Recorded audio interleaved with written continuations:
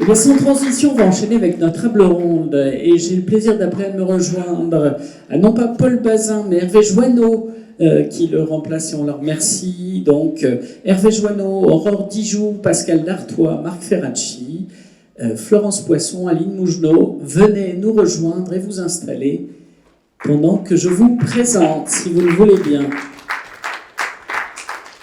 Alors, Florence Poisson, vous êtes directrice de la formation professionnelle et de l'apprentissage de la région Nouvelle-Aquitaine. Hervé Joanneau, vous êtes directeur du développement des compétences dans les territoires de Pôle emploi.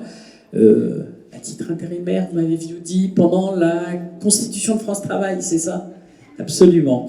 Aurore Dijoux, vous êtes secrétaire confédérale de la CFDT depuis 2 ans. Vous étiez auparavant au sein de la Fédération de la métallurgie, où vous avez beaucoup œuvré d'ailleurs à la négociation de la nouvelle convention collective. Marc Ferracci, vous êtes économiste, professeur d'économie, vous avez travaillé, dit-on, à l'élaboration du programme du président de la République pour la campagne de 2017 notamment, et je dis ça parce que je fais le lien avec la loi Avenir Pro de 2018. Vous avez beaucoup travaillé sur les volets marché du travail, formation professionnelle. Aujourd'hui, député des Français de l'étranger, sous l'étiquette Renaissance aujourd'hui, vous avez été également engagé dans un parcours au sein du cabinet de Muriel Pénicaud et puis au cabinet du Premier ministre Jean Castex. Merci de vous être libéré. Pascal Dartois, vous êtes la directrice générale de l'AFPA. Vous avez été également, dans une vie précédente, directrice générale du FAFTT, donc l'OPCA, du travail temporaire, pardon.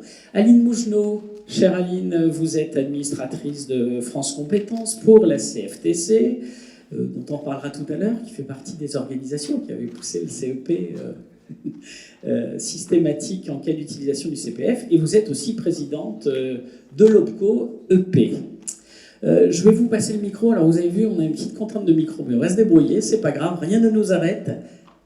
Marc Ferracci, je vais passer le micro. Qui n'ai-je pas présenté? Florence, Aurore. Oui, Florence, j'ai commencé par Florence. J'ai commencé par Florence, mon cher David. Non, je ne me serais pas permis. Marc Ferracci, peut-être. Alors, notre sujet sur l'accès universel à la formation, c'est pas vraiment un sujet nouveau. Ça représente quoi pour vous? C'est quoi l'enjeu? C'est quand même la grande question qui nous anime. C'est une question aussi qui était en toile de fond des dernières réformes, et je pense à celle de 2018 notamment. Oui, merci, bonjour à tous. Merci beaucoup de m'avoir invité et de me permettre de parler de ces sujets qui me tiennent beaucoup à cœur. Oui, on peut se retourner vers le passé, on peut aussi se tourner un petit peu vers l'avenir et se projeter d'ici quelques jours dans la conférence sociale qui va avoir lieu le 16 octobre autour des partenaires sociaux à l'initiative du gouvernement. Je pense que c'est important parce que derrière cette conférence sociale, il y a un enjeu qui est bien, de soutenir le pouvoir d'achat des salariés les plus modestes, les moins qualifiés. Ce n'est pas le seul enjeu, mais c'est un enjeu important. Et donc, c'est en connexion assez étroite avec notre sujet, l'universalité de la formation. Moi, je souhaite, même si je ne sais pas encore ce qui sortira, même ce qui sera mis sur la table de cette conférence sociale, je souhaite que les enjeux de formation fassent partie intégrante de la réflexion. Et en particulier, la question de savoir, ça a été très largement et de manière très intéressante évoqué par Jean-Pierre Williams et Karine Seller, comment on favorise l'accès à la formation des gens les moins qualifiés. Alors, je vais vous livrer quelques convictions pour lancer peut-être un peu le débat sur ce sujet. D'abord, un constat un peu pessimiste et qui est, dans une certaine mesure, indépassable. C'est que les gens qui sont les moins qualifiés, par nature, par construction, j'ai envie de dire, ont souvent une appétence moins forte pour la formation professionnelle, et on peut mettre en place tous les systèmes de financement, tous les systèmes d'accompagnement, ça a été évoqué. Cette question de l'appétence à aller en formation, pour beaucoup, elle reste difficile à surmonter. Ça ne signifie pas qu'il ne faille pas faire des efforts, informer, et je vais en parler. Je pense que les partenaires sociaux, en particulier au niveau de l'entreprise, ont un rôle pour ça. Mais il faut quand même partir de ce constat qui est qu'on ne parviendra jamais à envoyer tout le monde en formation, même si on a tous conscience que les chocs qui sont devant nous, les chocs technologiques, les chocs qui sont liés à l'émergence de nouvelles familles de métiers, eh bien, nécessitent de se former. Ça, c'est le premier constat. Une fois qu'on a dit ça, je pense qu'il y a plusieurs sujets qui doivent être posés. Le premier sujet, c'est la question de savoir si on a besoin, et je commence par là parce que ça me semble le point focal, de revenir sur des mécanismes de financement parce qu'ils ne seraient pas suffisamment efficaces, suffisamment attractifs. Alors, évidemment, dans les mécanismes de financement, il y a beaucoup de choses. Il y a notamment le compte personnel de formation. La question de savoir s'il serait pertinent et faisable, eh bien, de renforcer les abondements des personnes les moins qualifiées au titre du CPF, ça il y a déjà des abondements différenciés. Est-ce qu'il faut aller plus loin sur ce sujet-là? Moi, je pense que ça devrait faire partie de la réflexion, les réflexions qu'on va mener dans les prochains jours, dans les prochaines semaines, peut-être dans les prochains mois, parce que à un moment ou à un autre, si on parle salaire, si on parle pouvoir d'achat, si on parle revenu, eh bien, on ne peut pas déconnecter ça des compétences et de la productivité des gens. Et la meilleure manière d'augmenter son revenu, ça reste quand même d'élever sa propre productivité. Donc je pense qu'il faut qu'on se pose cette question-là sur le volet financement.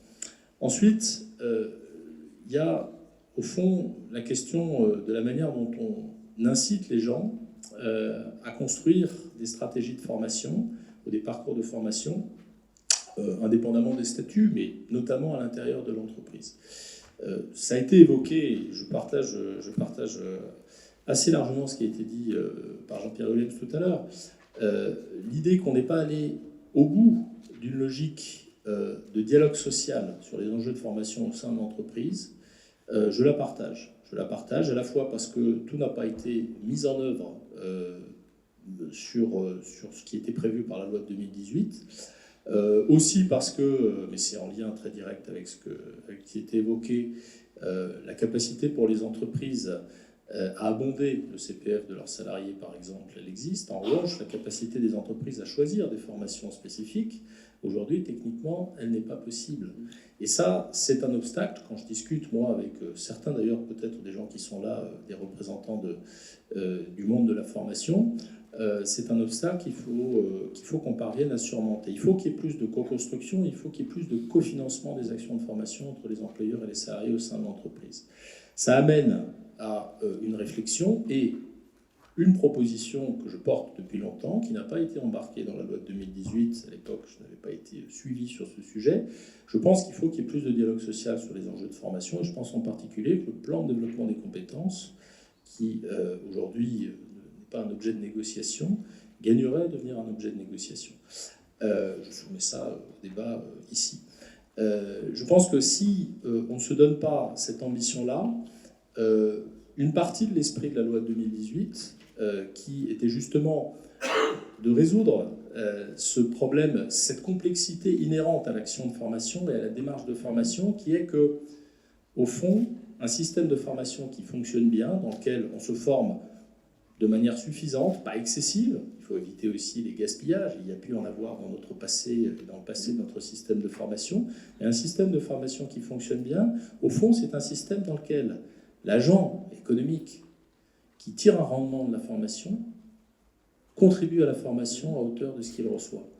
Et évidemment, les formations, suivant leur nature, suivant leur caractère plus ou moins spécifique, plus ou moins rattaché aux activités de l'entreprise, ou au contraire plus ou moins transversales, eh bien, ne procurent pas le même rendement à tous les acteurs économiques. On sait que les formations de portée très générale ont plutôt vocation à être financées soit par la collectivité publique parce qu'elles produisent des effets positifs pour la collectivité, soit par les salariés ou par les travailleurs eux-mêmes, alors que les formations plus spécifiques ont vocation à être financées par l'employeur.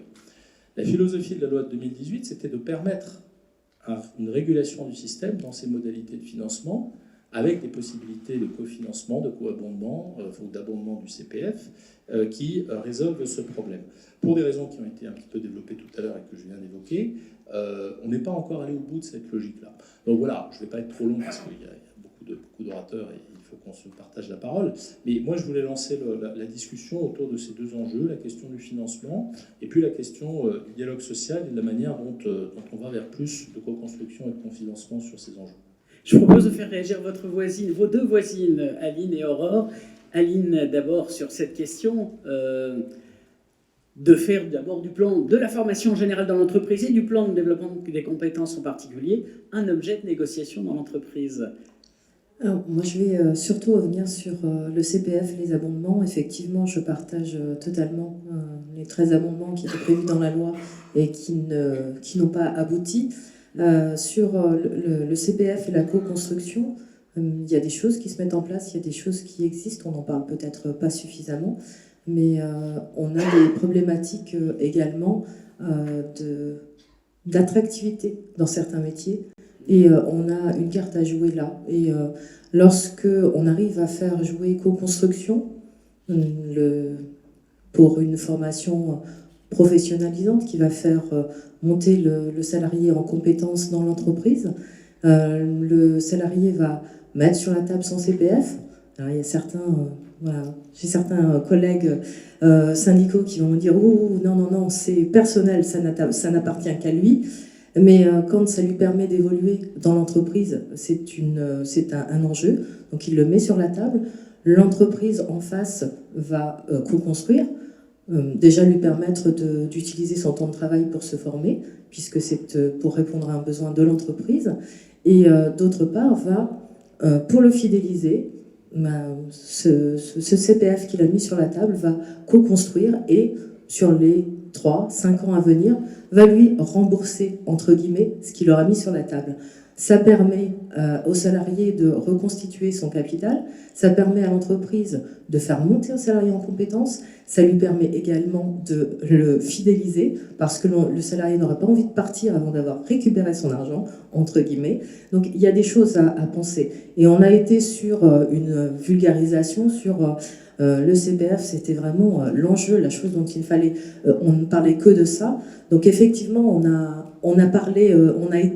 dit le CEP doit accompagner le CPF. Alors oui, je suis... Alors pas parce qu'on pense que les salariés sont incompétents et qu'ils n'ont pas la capacité à choisir tout seuls, mais tout simplement parce qu'une formation, elle est dispensée par certains organismes de formation et il y a différents moyens de la financer. Et quand on peut financer avec des dispositifs autres que le CPF et utiliser le CPF pour d'autres choses, ce sont des savoirs que le CEP a et qu'il peut aider en accompagnement et absolument pas pour se substituer à la prise de décision du salarié qui sait ce qu'il a à faire. Je me tais. Alors Aline, attention, je voudrais rebondir là-dessus, c'est très intéressant ce que vous décriviez. C'est une démonstration de la puissance ou de l'inventivité qui peut se faire dans un contexte de dialogue social, de dire effectivement je te donne un retour, j'abonderai ton CPF de l'équivalent de ce que tu as investi progressivement sur 5 ans, qui est un outil de fidélisation. Je crois que vous avez travaillé aussi avec les branches pour essayer de modéliser. Il y a eu des systèmes de conventions sur lesquels vous avez... Alors, effectivement, on a mis, puisque ça répondait à une attente, on a travaillé une convention qui a été mise en place dans certaines entreprises. Maintenant, ça reste un parcours du combattant que de réussir à mettre en place cette co-construction et cet abondement qui va retourner sur le CPF du salarié. Donc il y a encore beaucoup de choses à faire et j'étais contente de pouvoir en parler aujourd'hui parce que tous ceux qui aujourd'hui dans la salle peuvent faire actionner les leviers pour que ce genre de dispositif soit beaucoup plus facile à mettre en place, oui. On va passer le micro à Aurore. Ce qui est intéressant qu'on constate quand même ici, on n'est pas dans une logique, on fait le constat, on peut se lamenter de ce qui n'a pas fonctionné. En fait, tout l'enjeu, c'est qu'on est au milieu du gué, il y a une construction, il y a une poursuite de la construction, il y a effectivement une période importante qui va être la concertation sociale. Et oui, il y a un lien direct entre la compétence des individus, la performance économique, la productivité. On parlera peut-être tout à l'heure de l'IA. L'IA qui va percuter à la fois les acteurs de la formation, qui va percuter beaucoup de professionnels dans leur métier et pour lequel on a un enjeu concurrentiel, un enjeu de création de valeur qui nous renvoie à notre sujet formation. Aurore, peut-être un premier mot déjà sur notre sujet, la façon dont vous appréhendez cet objectif d'universalisation de la formation et sur le stade auquel nous en sommes aujourd'hui, post-2018, le CPF qui a connu un relatif essor, les questions financières qui sont aujourd'hui posées, la question qu'évoquait Marc Ferracci, qu'on n'a pas toujours en tête, le fait qu'il avait poussé et qu'il pousse encore l'idée de faire du plan de développement des compétences un objet de négociation dans l'entreprise. Merci. Bonjour à toutes et à tous. Merci pour l'invitation. Et vous n'avez pas une heure. Oui, effectivement, la réforme de 2018 pour nous a amélioré des choses, a posé de bonnes bases, mais effectivement, le chemin est encore à construire, comme on l'a cité depuis tout à l'heure. Pardon. Concernant le dialogue social dans l'entreprise, effectivement, c'est un sujet que les partenaires sociaux aujourd'hui travaillent, et notamment ont posé sur la table lors de la négociation de l'ACNI, fin 2022, avec la proposition de la construction d'un vadémécum paritaire qui serait une aide finalement à la négociation, ou en tout cas au dialogue social dans l'entreprise sur le plan de développement des compétences. Et pourquoi ? Parce que finalement, ce qui est très important dans ce que vous disiez tout à l'heure, c'est de remettre le sujet de la formation comme un sujet politique, notamment dans ce contexte de tension sur certaines compétences, sur certains emplois. Et donc, remettre le sujet de la formation comme un objet politique dans l'entreprise, c'est aussi se questionner paritairement sur à quoi sert la formation, pourquoi on y fait appel, quelle place, comment on en fait un objet de valorisation pour les salariés aussi, comment on va les aider aussi à les outiller pour construire des parcours compétences dans l'entreprise. Donc toutes ces choses-là, effectivement, doivent se penser en amont, et le dialogue social est un outil pour ça, effectivement. Donc voilà, ça, pour nous, c'est important. Pardon, excusez-moi. Après, je pense qu'effectivement, dans tout ce qui s'est dit tout à l'heure, une des bases qui a été posée par la réforme de 2018 et qui nous propose de continuer ce chemin-là, c'est l'accompagnement. C'est-à-dire qu'on a enfin financé un accompagnement pour les salariés, mais de notre point de vue, il est à parfaire, à continuer d'améliorer dans le sens de prise en compte globale du chemin professionnel d'un salarié. C'est-à-dire qu'aujourd'hui, le CEP est quand même très parcellisé dans le sens où il fonctionne si on y fait appel. On a un peu son frère qui est l'entretien professionnel, qui lui, par contre, est un passage périodique qui doit aussi être envisagé comme une forme d'accompagnement. Et est-ce qu'il n'y a pas quelque part un cadre à trouver qui permette d'accompagner dans le temps un salarié et une entreprise à concilier leurs intérêts sur la montée en compétences. Mais est-ce que l'entretien professionnel, c'est pas son objet Alors, si vous voulez, c'est son objet, je pense, à l'origine. Après, si vous voulez, il se confronte aussi à la réalité de l'entreprise. Tous les managers ne sont pas formés à faire de l'architecture de parcours pour leurs salariés, pour les salariés qu'ils encadrent. Il y a aussi des entreprises qui n'ont ni le temps ni les moyens. Dans les TPE, ça peut être aussi un objet un petit peu administratif, passage obligé, voire coercitif, qui peut être un frein, aussi bien pour les salariés que pour l'employeur. Donc, il faut qu'on arrive à lui donner toute sa place, parce qu'on pense qu'aujourd'hui, il est relativement bien utilisé par les entreprises qui s'en servent pour adapter les compétences de leurs salariés au sein même de l'entreprise, puisque aujourd'hui, c'est un objet qui existe. Et puis, comme il est très souvent collé à l'entretien individuel d'objectifs, quelque part, il y répond, il se fait l'écho direct. Mais est-ce qu'il travaille réellement cet axe du maintien de l'employabilité, comme c'est dit dans la loi, mais plus largement de la montée en compétences de façon plus universelle de tous les salariés. Je ne suis pas sûre qu'aujourd'hui, ce soit tout à fait un objectif qui est rempli. D'ailleurs, dans l'histoire, là on est dans la phase d'appropriation, les pénalités financières arrivent, donc c'est un moteur pour qu'on apprenne à utiliser l'objet.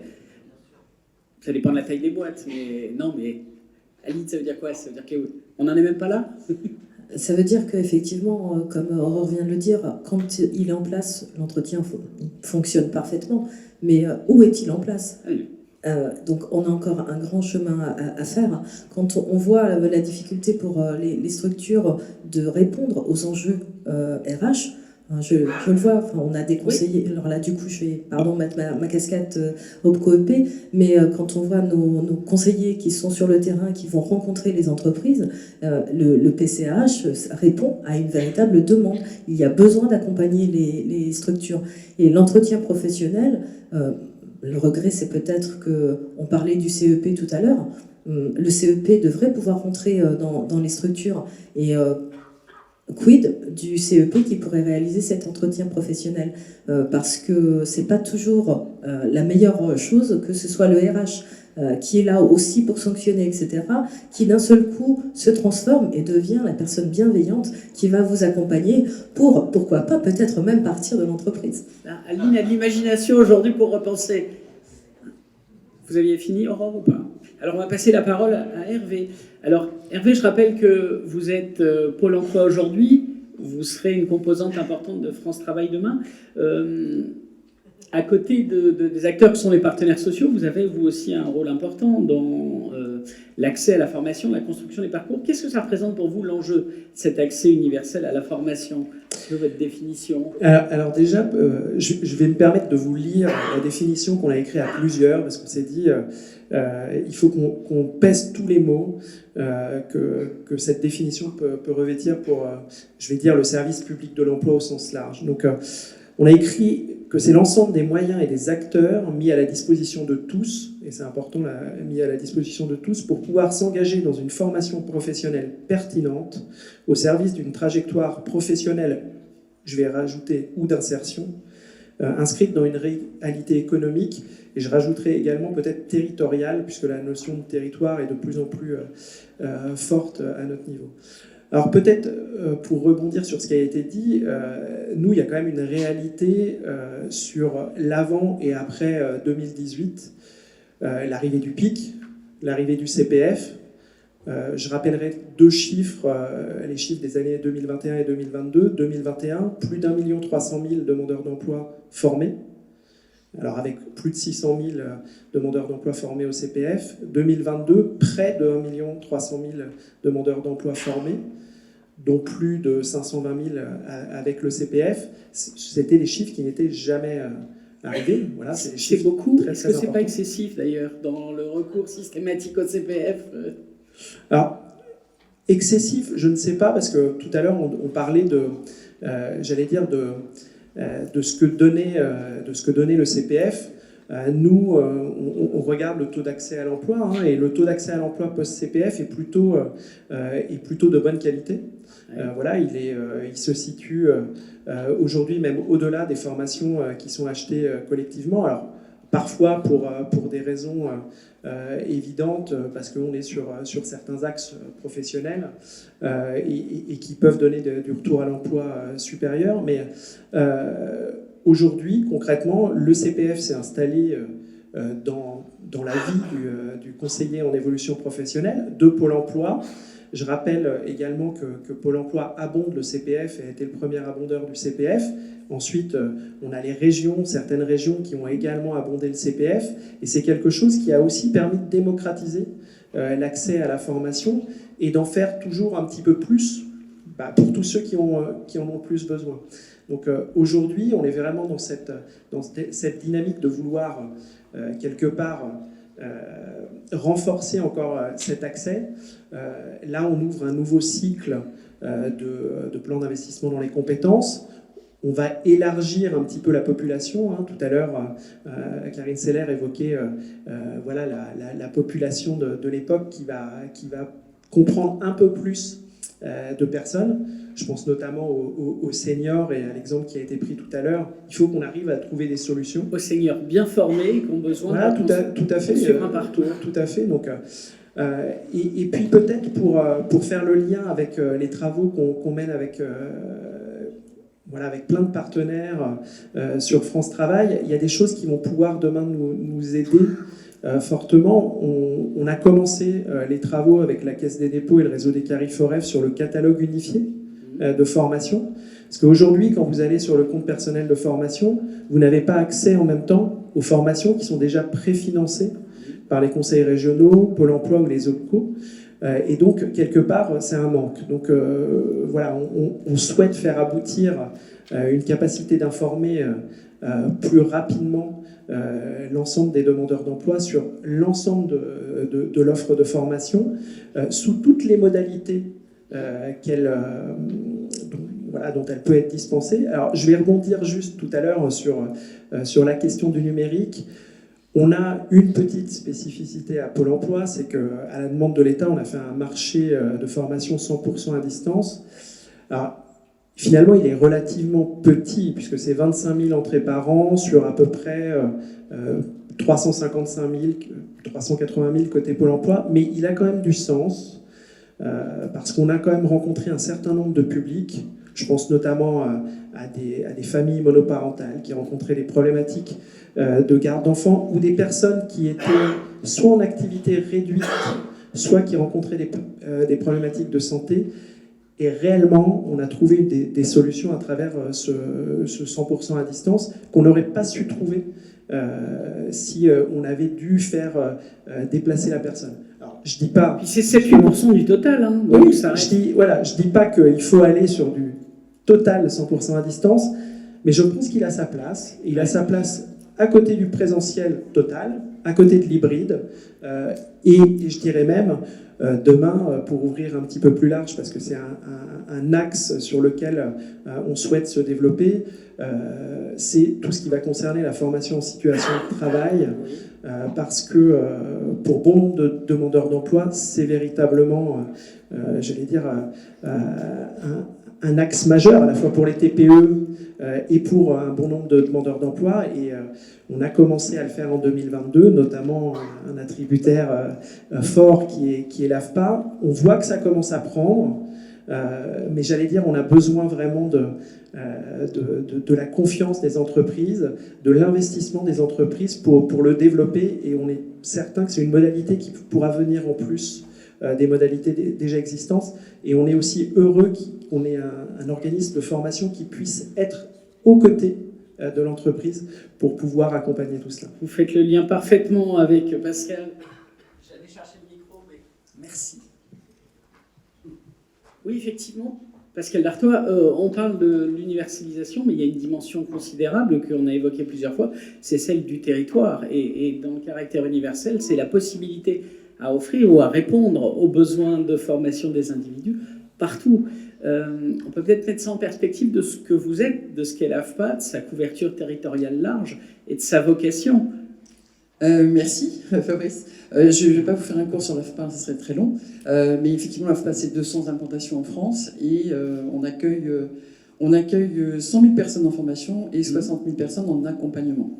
Cette dynamique accompagnement n'existait pas en 2017, date à laquelle l'AFPA est devenue établissement public. La dimension territoriale, elle est essentielle à différents niveaux. Elle est évidemment, c'est permettre que les métiers, on puisse se former à des métiers sur n'importe quel territoire, ce qui n'est pas tout à fait vrai aujourd'hui. Du coup, je rejoins ce que disait Pôle emploi, notre grand cousin, parce que je pense qu'il ne faut absolument pas aujourd'hui opposer les différentes modalités pédagogiques. Elles sont toutes pertinentes. C'est juste l'usage et la réponse aux besoins individuels qui est important. Donc je crois qu'il ne faut surtout pas opposer les différentes modalités. Voilà, avec le développement de la FEST, donc on a plein de choses à faire. Et en fait, la difficulté de nos formateurs, c'est justement de s'approprier. Donc je reprends l'exemple de madame qui se sentait éloignée du digital. Il faut qu'on accompagne nos formateurs à la prise en compte de toutes ces modalités pédagogiques. Pour revenir au territoire, évidemment, nous, on est dans la mise en œuvre du droit réel. Oui. Donc on est confronté à pas mal de difficultés. On est confronté déjà aux modalités d'achat d'informations. Et donc là, la compétence est régionale. Et on voit bien que, à certains endroits, pas partout, et je voulais surtout mettre en avant ce qui est fait en Nouvelle-Aquitaine, parce que cette habilitation de service public, premier niveau de qualification, j'y reviendrai vite fait, mais je pense que Florence... Et on va en parler avec Florence, c'est absolument essentiel. Et franchement, j'ai relu la convention cadre que j'avais parlé depuis longtemps. Il y a tout dedans. Donc on y reviendra. C'est un puissant élément d'accompagnement de tous les publics, à tous les niveaux et sur tous les territoires. Mais pour être sur tous les territoires, Je vais vous prendre un exemple concret parce que j'aime bien ça. En Auvergne-Rhône-Alpes, en Ardèche, il y a très peu d'offres structurelles. Nous avons mis en place une stratégie qui s'appelle la place des solutions. La place des solutions, c'est d'amener une offre de formation sur un territoire où il n'y a pas d'offre structurelle. Et là, quand il n'y a pas d'offre structurelle et qu'il n'y a pas de plateau technique de formation, il faut bien commencer par une présence physique et du digital. Donc on commence par une présence physique en accompagnement, du digital, et là on a tout le triptyque de aller vers, faire venir et faire avec. Et faire avec, c'est justement un temps d'accompagnement où on étudie, on travaille avec la personne, on étudie les solutions de mobilité, de garde d'enfants, etc. Donc là, par exemple, on travaille avec Léo Lagrange, par exemple, sur des projets en commun de crèche, d'insertion, etc. C'est comment on rend possible ce parcours. Et tout ça n'est pas... alors moi, j'étais DG d'OPCA avant, je connais bien les tuyauteries de la formation. Je crois qu'il faut qu'on dépasse ça et que on soit en veille et en alerte des décideurs. C'est-à-dire, finalement, qu'est-ce qu'on a besoin de financer dans un parcours pour qu'il soit accessible à tous et à tous les métiers.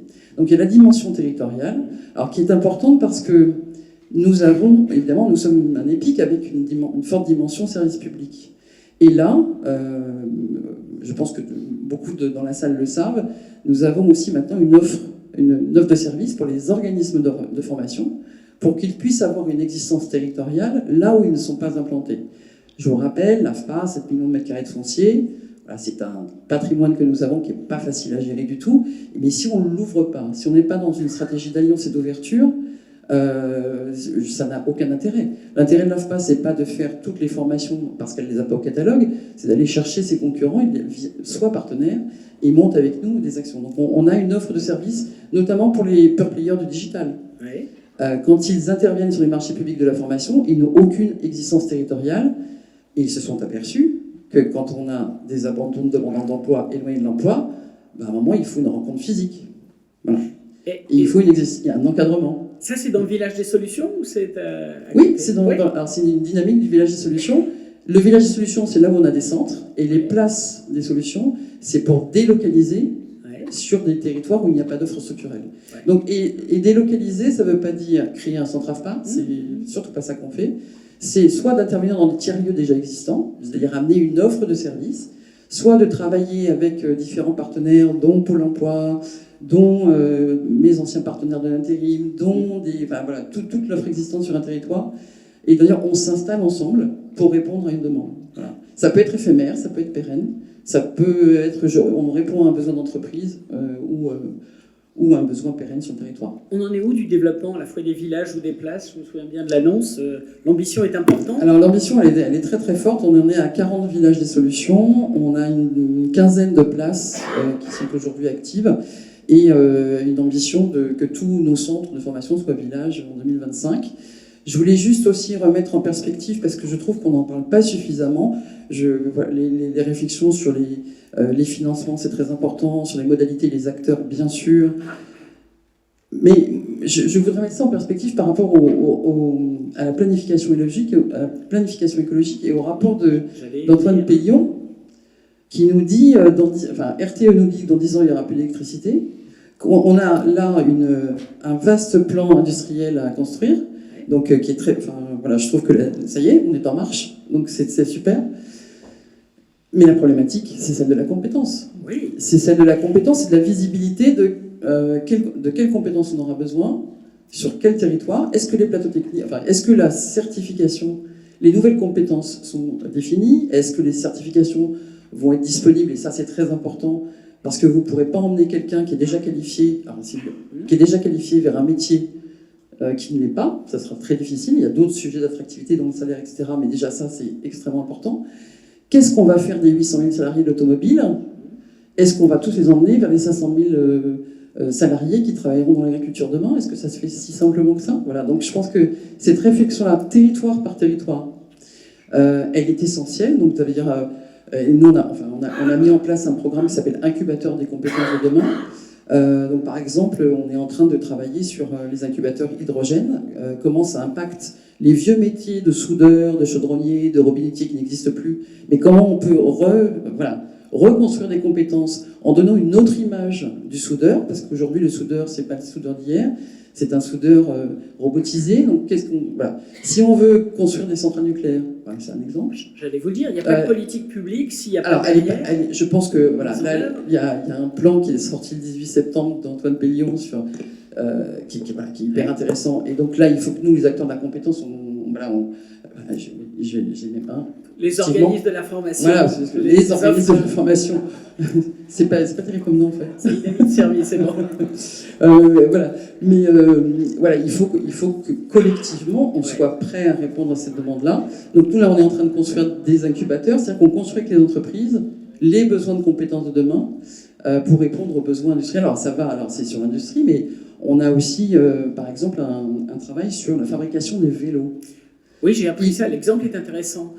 Alors, le tube, c'est ça. Voilà. Donc en fait, l'accompagnement de la réindustrialisation, c'est aussi d'accompagner des petites startups qui se posent des questions. Ouais. Et on a rencontré une entreprise qui a reconstruit la fabrication du vélo en France parce qu'elle s'est rendue compte que tout venait d'Asie, bien sûr, et notamment le tube en acier qu'il faut souder. Voilà. Et donc il a longtemps cherché, il s'est aperçu que tout venait par container et que ça n'existait plus. Donc il a reconstitué cette fabrication de vélo, évidemment à Clermont-Ferrand, c'est là où tout a commencé. Et on l'a rencontré, il m'a dit, moi j'ai envie de transmettre ça, il faudrait qu'on essaime. Voilà. Et donc il y a des plans vélo partout, il y a des pistes cyclables partout.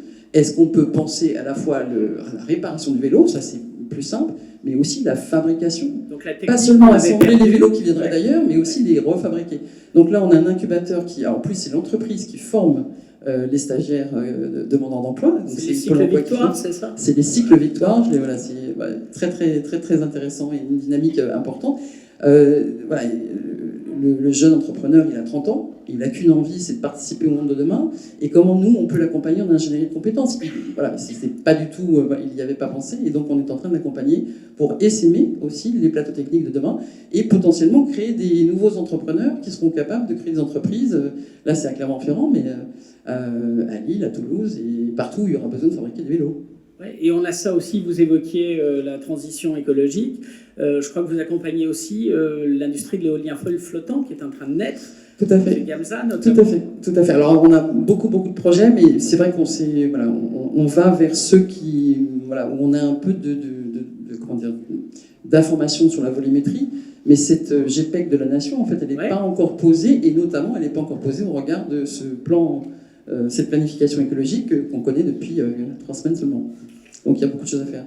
Donc dans vos métiers, vous êtes un acteur, vous êtes une dimension importante, nécessaire de la mise en musique des politiques. Oui, et ça je pense que le lien à faire avec notre sujet, c'est que moi j'entends beaucoup parler d'enco-anxiété, c'est normal, quand on dit à 800 000 salariés de l'automobile qui vont perdre leurs emplois, ça touche beaucoup de jeunes, et notamment les jeunes enfants, dont leurs parents leur parlent beaucoup donc il y a beaucoup d'éco-anxiété chez les enfants. Et je pense qu'il serait temps non seulement de faire le point sur les métiers qui vont disparaître, mais surtout d'informer massivement sur les emplois qui vont être créés. Schumpeter, non, mais je pense que l'information sur on a quand même peut-être une petite, là on commence à avoir une petite vision, même si elle n'est pas définitive. Je pense qu'il serait temps de dire oui, il y a des métiers qui vont disparaître, mais voilà les métiers qui sont en train d'être créés, et d'avoir aussi une planification d'information sur ces métiers pour que tous les acteurs qui sont dans la salle, CEP, associations, organismes de formation, disent la même chose. Je pense que ça c'est extrêmement important. Florence, vous allez récupérer le micro. On a parlé de l'habilitation. Parlez-nous de ce qu'est cette... Alors, je ne sais pas si on parle d'expérimentation ou c'est déjà institutionnalisé chez vous, en région Nouvelle-Aquitaine. Bonjour à toutes et tous et merci de m'avoir invité. Merci à vous d'avoir répondu. En Nouvelle-Aquitaine, on va dire, c'est l'effectivité de l'accès universel à la formation et les habilitations de services publics. Nous en avons 2, elles ne sont plus expérimentales. Elles sont bien sûr déployées et donc ça procède à la fois d'une volonté politique et d'une opportunité au bon sens du terme. Donc la volonté politique, c'est celle des élus qui souhaitaient, lors de la stratégie régionale de 2018, faire plus pour ceux qui avaient moins, et notamment pour les plus fragiles, et celle d'une opportunité qui a été de rencontrer ou d'avoir le PIC national et sa déclinaison dans les régions. donc les pactes régionaux d'investissement dans les compétences. Et du coup, ça nous a permis tout de suite de déployer cette habilitation de service public. Donc, en fait, on a à la fois deux dispositifs de formation, mais qui emportent avec eux, puisque ce sont des SIEG, des obligations de service public. Et là, quand on parle, moi je vais vous parler d'effectivité de l'accès universel, que ça se traduit comment? D'abord parce qu'il n'y a pas de sélection à l'entrée, parce qu'il y a une accessibilité géographique énorme. Alors je vais vous citer un chiffre, je vais essayer de ne pas en citer trop, mais pour l'habilitation de service public socle de compétences, en 2023, on a déployé 100 000 permanences à l'échelle de la Nouvelle-Aquitaine. Certes, nous sommes une très grosse région, mais c'est énorme et on a je pense que, elle n'a pas moins sur l'habilitation socle que sur le premier niveau, mais on se déploie, mais dans des toutes petites communes. Je sais qu'il y a des picto-charentais dans la salle, on va jusqu'à Montmorillon et Montcontour, qui sont vraiment des villages. Donc il y a ça, il y a aussi l'idée de la fluidité de l'accès, c'est-à-dire qu'on a beaucoup poussé pour qu'il y ait des points d'entrée. Nous ne sommes pas, il faut être humble, nous n'avons pas encore réussi à faire un système d'entrée et sortie permanente, mais nous travaillons beaucoup sur les points d'entrée, de façon à ce qu'il n'y ait pas trop d'attente, parce que c'est ça aussi, l'accessibilité, qu'il n'y ait pas trop d'attente pour un demandeur d'emploi qu'il soit prescrit ou qu'il s'auto-positionne, parce que je voudrais quand même faire une petite incise sur l'auto-positionnement, qui n'est pas un terme très beau, mais qui se développe beaucoup en Nouvelle-Aquitaine, pour rebondir sur la notion d'autonomie. Et donc, l'accès aujourd'hui, on va dire que dans le meilleur des cas, c'est 6 semaines, ce qui est quand même... C'est pas, il faudrait que ça soit encore plus court.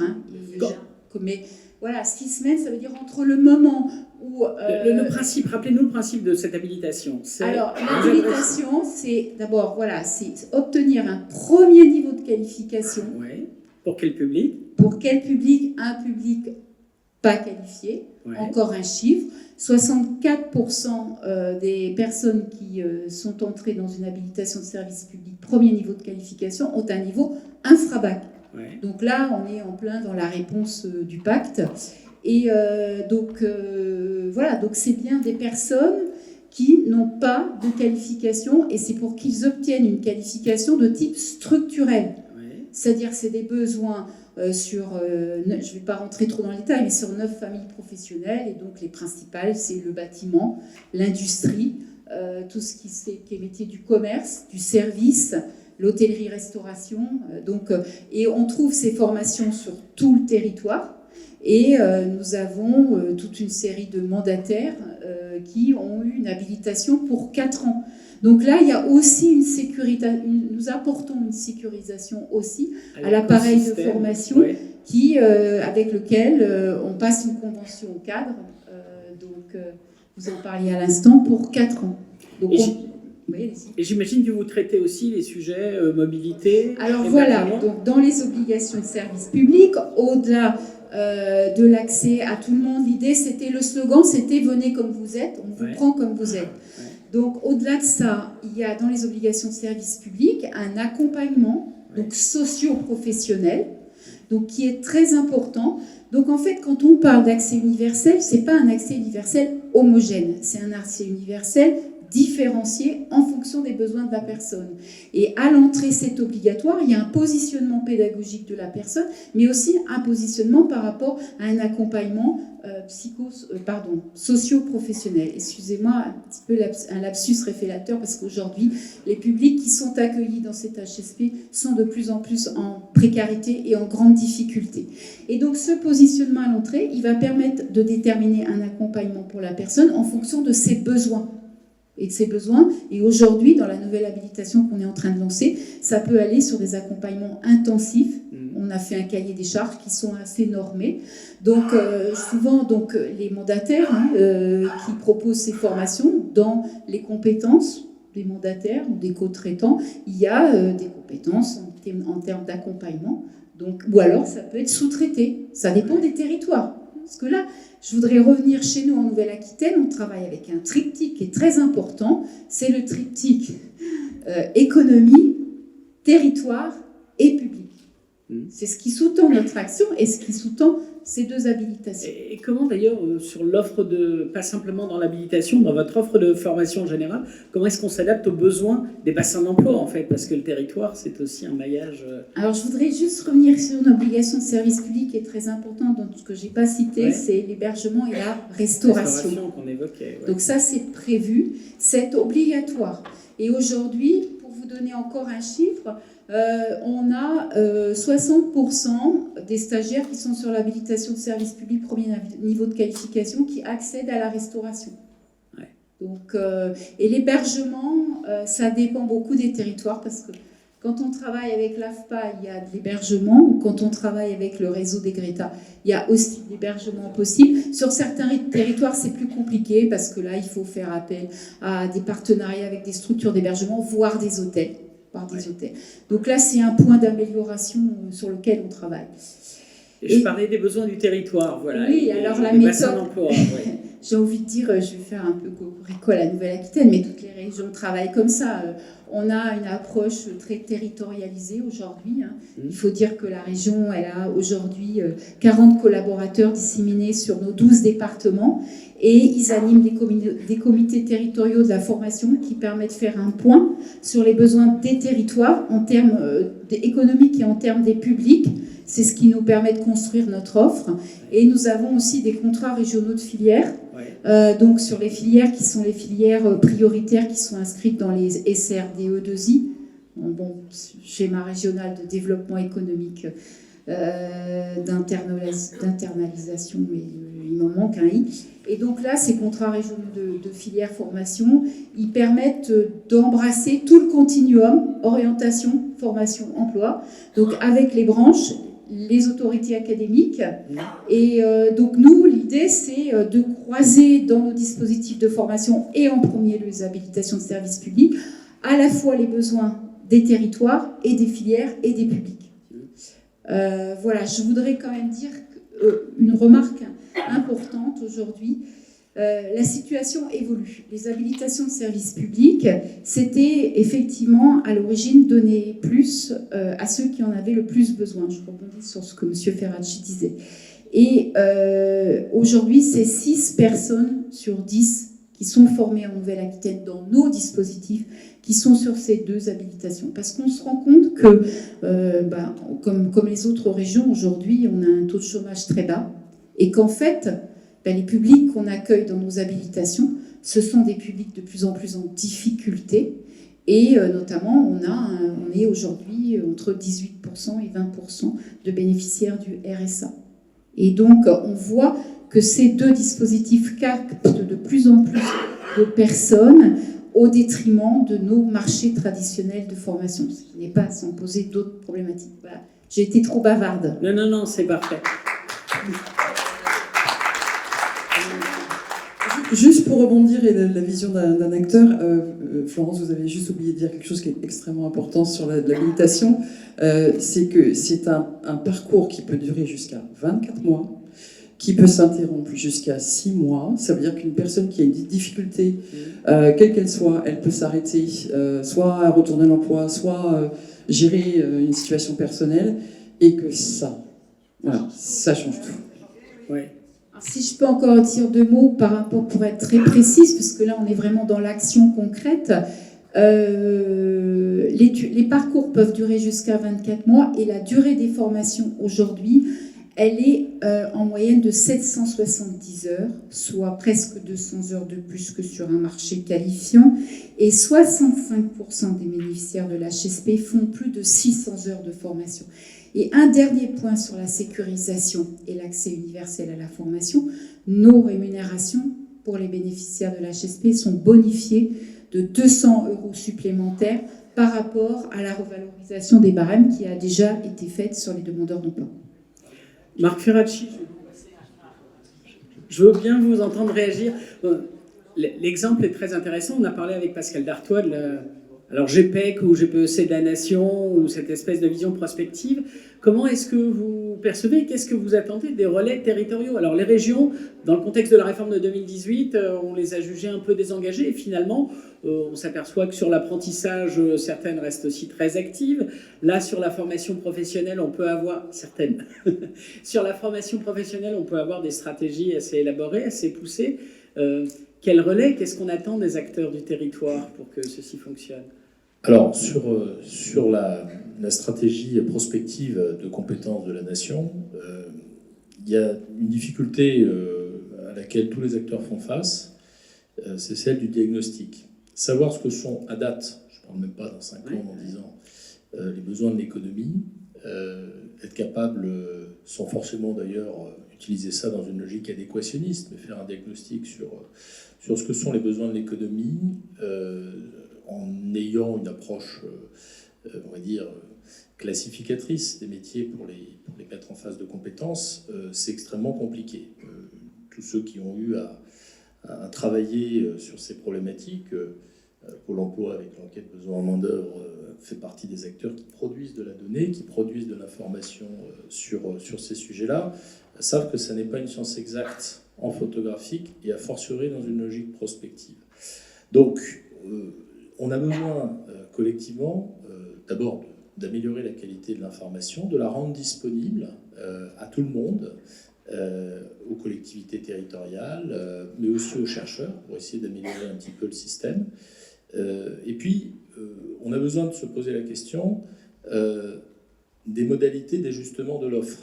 Au fond, si on veut que la stratégie GPEC de la nation fonctionne, est-ce qu'on doit être dans une logique de planification?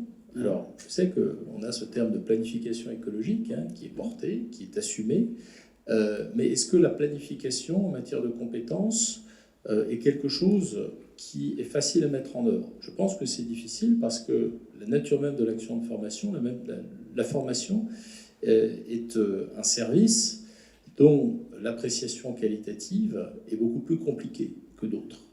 Et c'est pour ça que moi je crois, et c'est un petit peu la philosophie de la réforme de 2018, vous l'aurez compris, moi je crois qu'il faut arriver à hybrider une logique de planification avec une logique de marché, c'est-à-dire faire en sorte que l'offre de formation s'adapte aux besoins. C'est la logique qui a prévalu quand on a désintermédié dans une certaine mesure la formation avec le CPF nouvelle version. Et c'est la logique qui, je pense, devrait prévaloir dans les prochaines années. Moi, quand je discute avec des institutions étrangères, je fais souvent des workshops avec l'OCDE, mais aussi avec des ministères étrangers qui viennent prendre de l'information sur les réformes qu'on a faites. Ce qui les intéresse beaucoup, il y a le CPF, mais plus largement, c'est cette logique de construire un marché de la formation, parce qu'au fond, quand on n'est pas forcément capable de se donner les outils d'une planification à 5 ans, à 10 ans, même s'il faut les construire, mais en tout cas, quand c'est difficile, eh bien, il faut qu'on ait un marché qui soit réactif, qui soit agile, et dont le contenu des formations s'adapte. Et ça, je pense que c'est un élément très important, parce que on va finalement arriver aux limites de ce que peuvent dire les données sur ce que sont les besoins des territoires, a fortiori à une maille territoriale.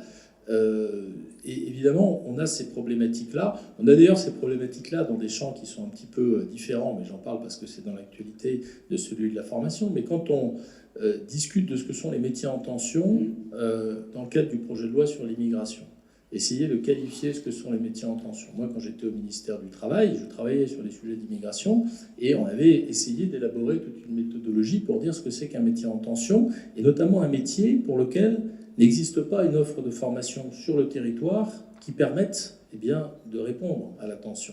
Tout ça est très compliqué. Il faut se le dire, c'est très compliqué. Et donc, moi, je pense qu'on a besoin, évidemment, de faire progresser les outils statistiques, de les construire à une maille territoriale, et c'est la logique de France Travail, que de mettre à la disposition des comités territoriaux, puisque la gouvernance de France Travail prévoit une maille la plus proche du terrain possible en termes de gouvernance, cette information sur les besoins, cette information sur les solutions, cette information évidemment sur les places de formation. J'en profite pour dire, puisque vous avez évoqué tout à l'heure Pôle emploi comme une composante de France Travail, dans l'état actuel de Central. l'examen du texte, c'est pas une composante, c'est Pôle emploi sera demain France Travail, même s'il y a encore une commission mixte paritaire qui peut revenir sur cette question-là. Mais en tout état de cause, l'opérateur a vocation à changer le nom lui-même. Et je voulais juste faire un petit clin d'œil parce que c'est quelque chose pourquoi on s'est un petit peu impliqué. Voilà.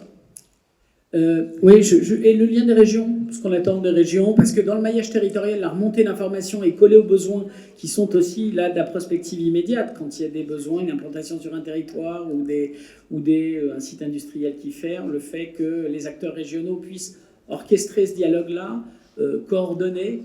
Bien sûr, alors orchestrer ce dialogue, coordonner le dialogue, je pense que il ne faut pas rentrer dans des réflexions un petit peu sans fin sur qui pilote. En revanche, il faut de la coordination entre les acteurs. Et il faut que les signaux d'alerte du terrain en cas de restructuration, qui existent déjà, et dont les services régionaux sont d'ailleurs les garants, fonctionnent de manière efficace.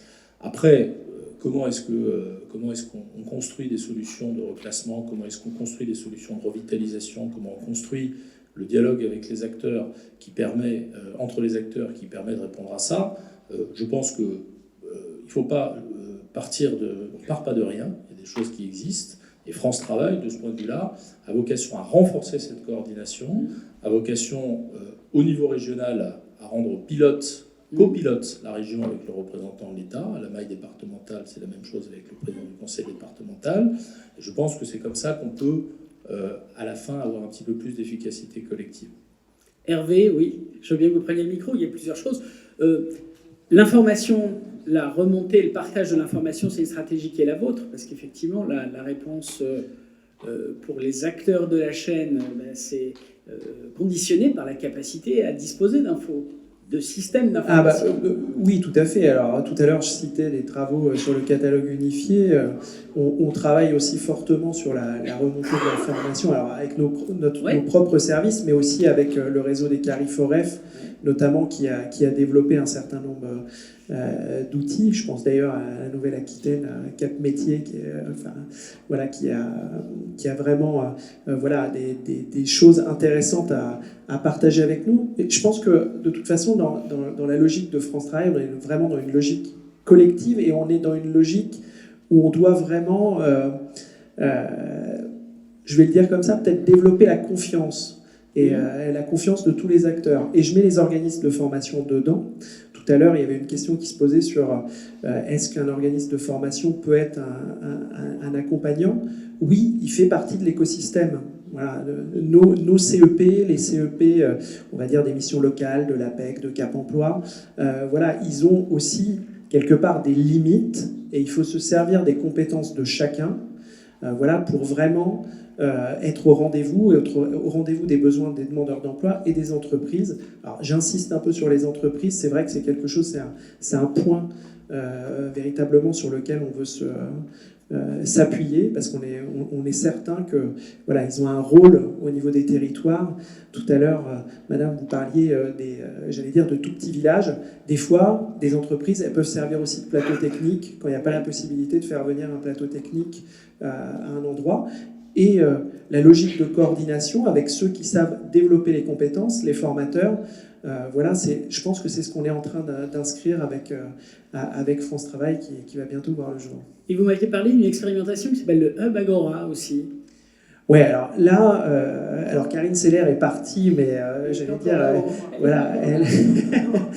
alors elle est un peu plus haut, et c'est vrai qu'on avait Agora, et depuis quelques mois, on travaille avec les régions et avec tous les acteurs sur ce qu'on appelle le Hub Agora, dans une logique de « dites-le nous une fois », parce que il y a quelque chose d'énervant, j'allais dire, c'est d'avoir soit à saisir, soit à avoir à réopérer des démarches à plusieurs endroits. Donc on est véritablement embarqué avec le Hub Agora qu'on va commencer avec le Conseil régional de Bourgogne-Franche-Comté et qu'on va continuer dans, alors si je ne me trompe pas en nombre, avec 11 ou 12 régions au cours de l'année 2024, à vraiment écrire quelque chose qui va faciliter la vie des demandeurs d'emploi, bien sûr, mais qui va se faciliter la vie aussi des gens qui sont dans la salle, parce que voilà, il n'y aura pas à aller sur 50 systèmes d'information, et on sait qu'aujourd'hui c'est compliqué, et on est vraiment dans une double logique.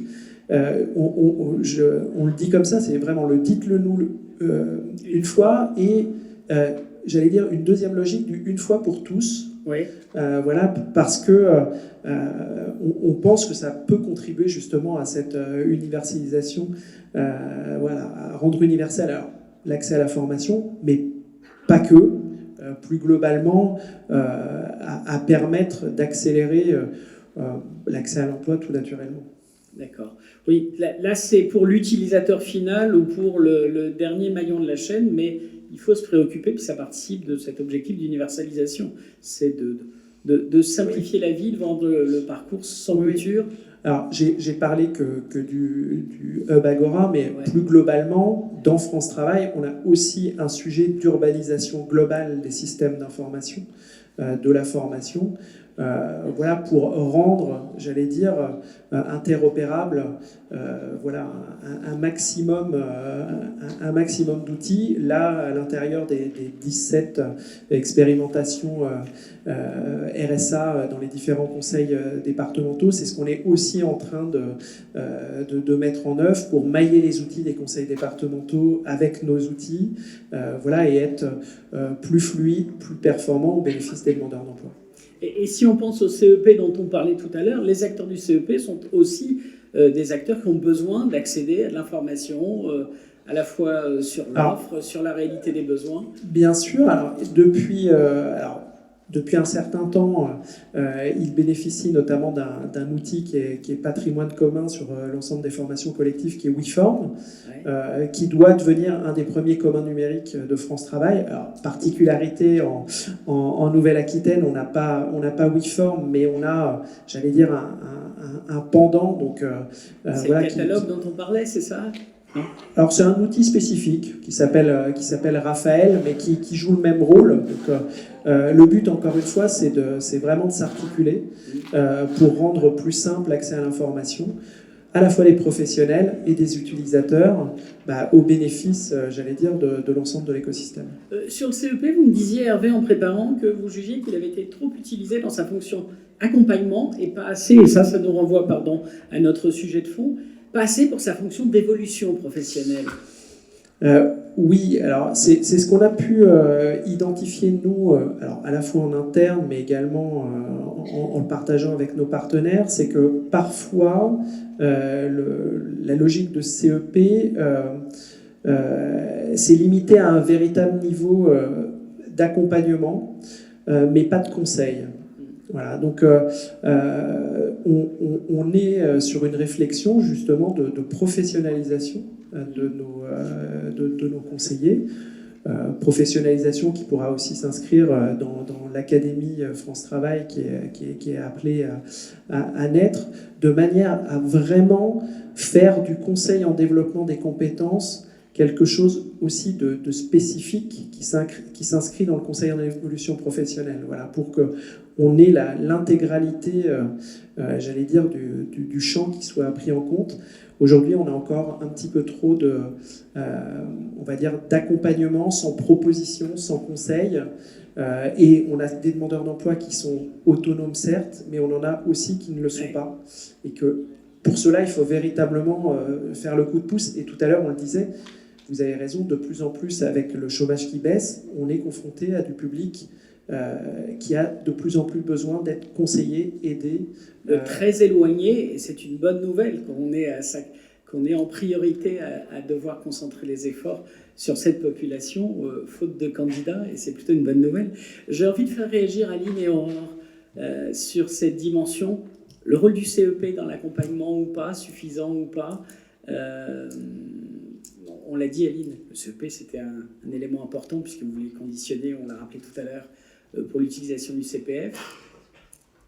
Alors, c'était un des exemples, c'était pas se focaliser dessus, mais le rôle du CEP, bien évidemment, en tout cas pour la CFTC, on en est convaincu, et c'est l'acteur qui connaît l'écosystème, qui va pouvoir avoir la vision et faire matcher tous les réseaux et permettre à celui qui vient toquer et qui sollicite le CEP de savoir que il peut faire cette formation, il a besoin de cette formation pour évoluer, mais que le meilleur acteur de la formation, ça va être celui-ci, parce qu'il est en proximité, parce qu'il répond particulièrement à ses demandes, qui va lui permettre d'évoluer. Donc oui, effectivement, le CEP est un acteur. Mais ce que je voudrais dire surtout, c'est qu'on a, avec la réforme de 2018, différents dispositifs, et ils ne sont pas là pour s'opposer les uns les autres, mais bien pour être complémentaires.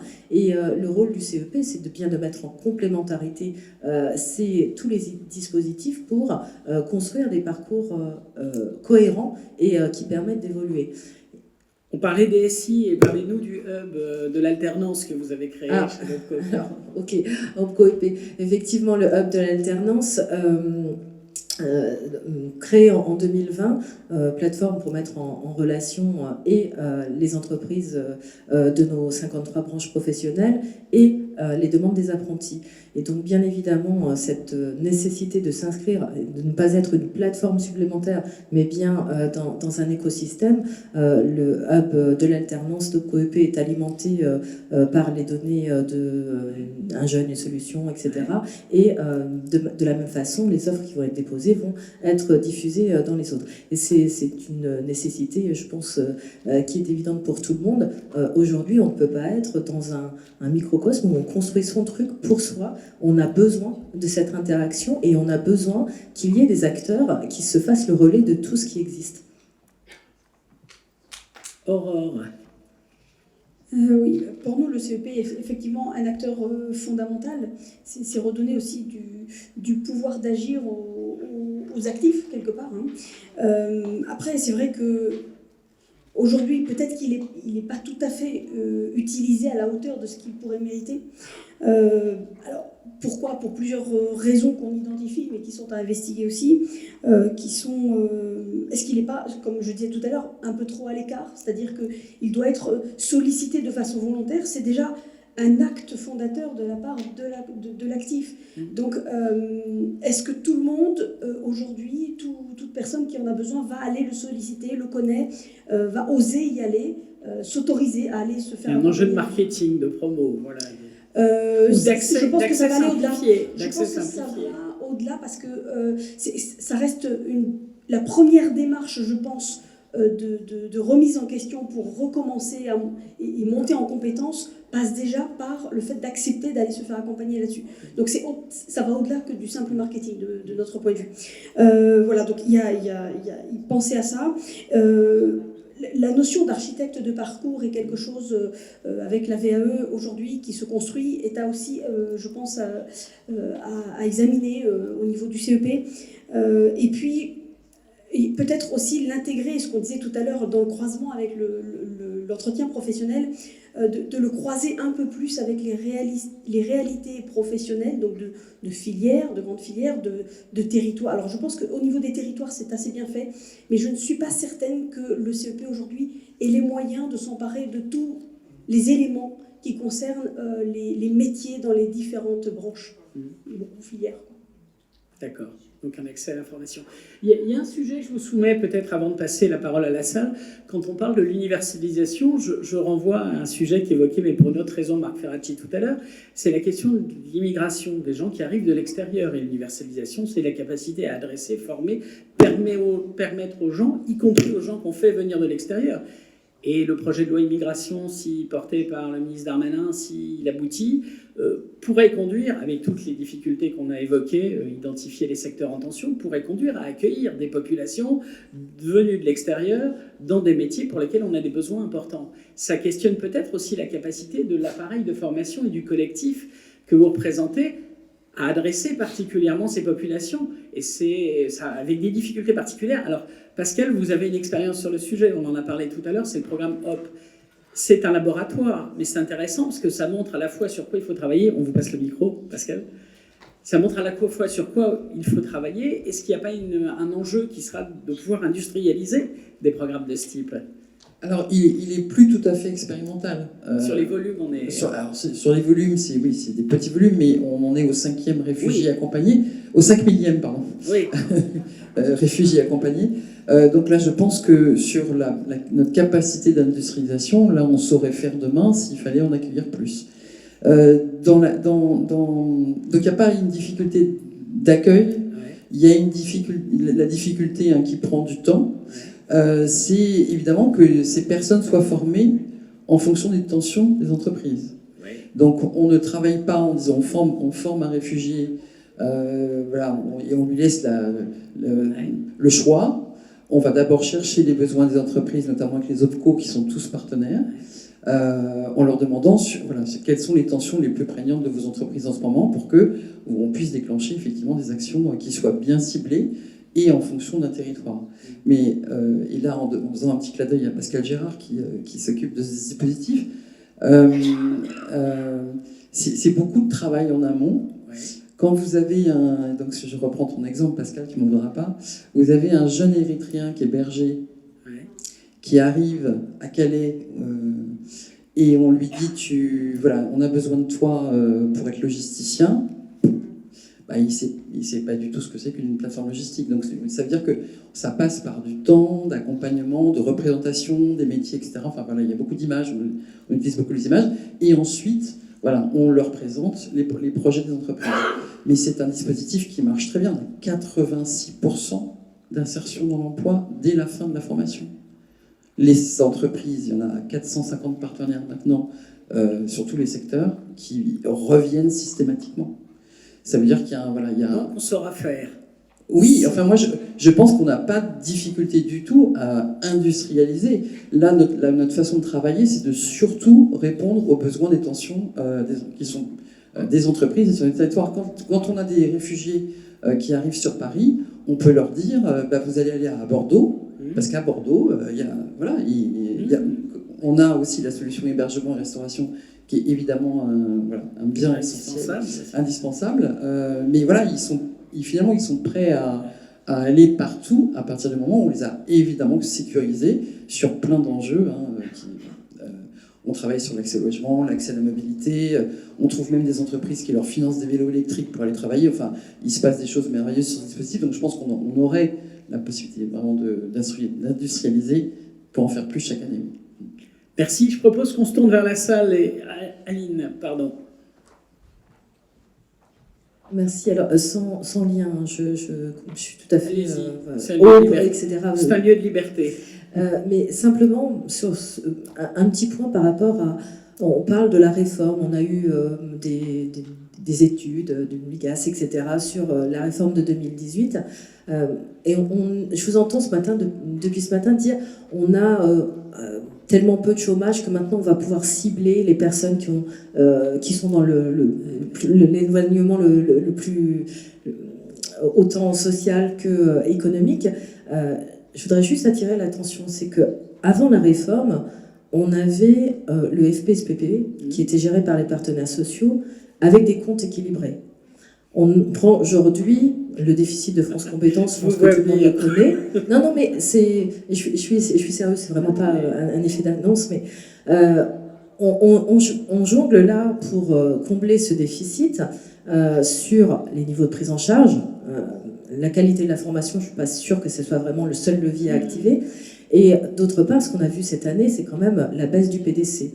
Là, avant la réforme de 2018, on avait les plans de formation pour les entreprises de plus de 50 qui ont disparu. On nous a dit on va se cibler sur les petites structures. Okay, et là, on commence à nous dire non, en fait, on n'a plus assez d'argent, donc on limite également l'accompagnement. Sauf que le budget de la formation, il vient des contributions des entreprises.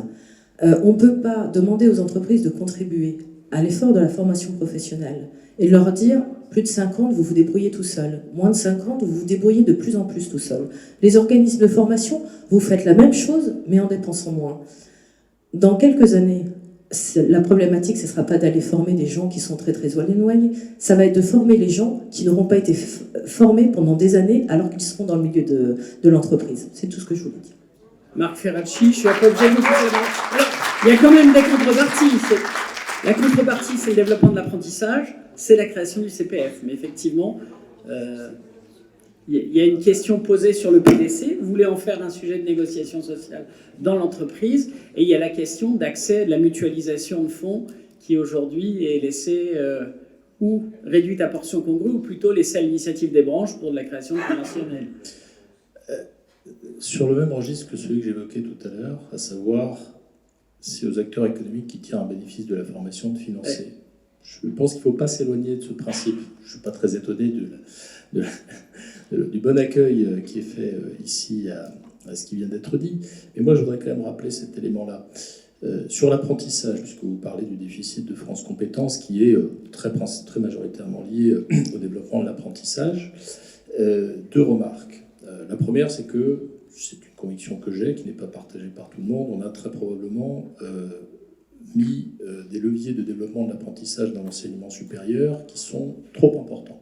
Et moi, je suis partisan de recentrer l'apprentissage sur les bas niveaux de qualification. Parce que si on parle de déficit, il faut aborder ce sujet.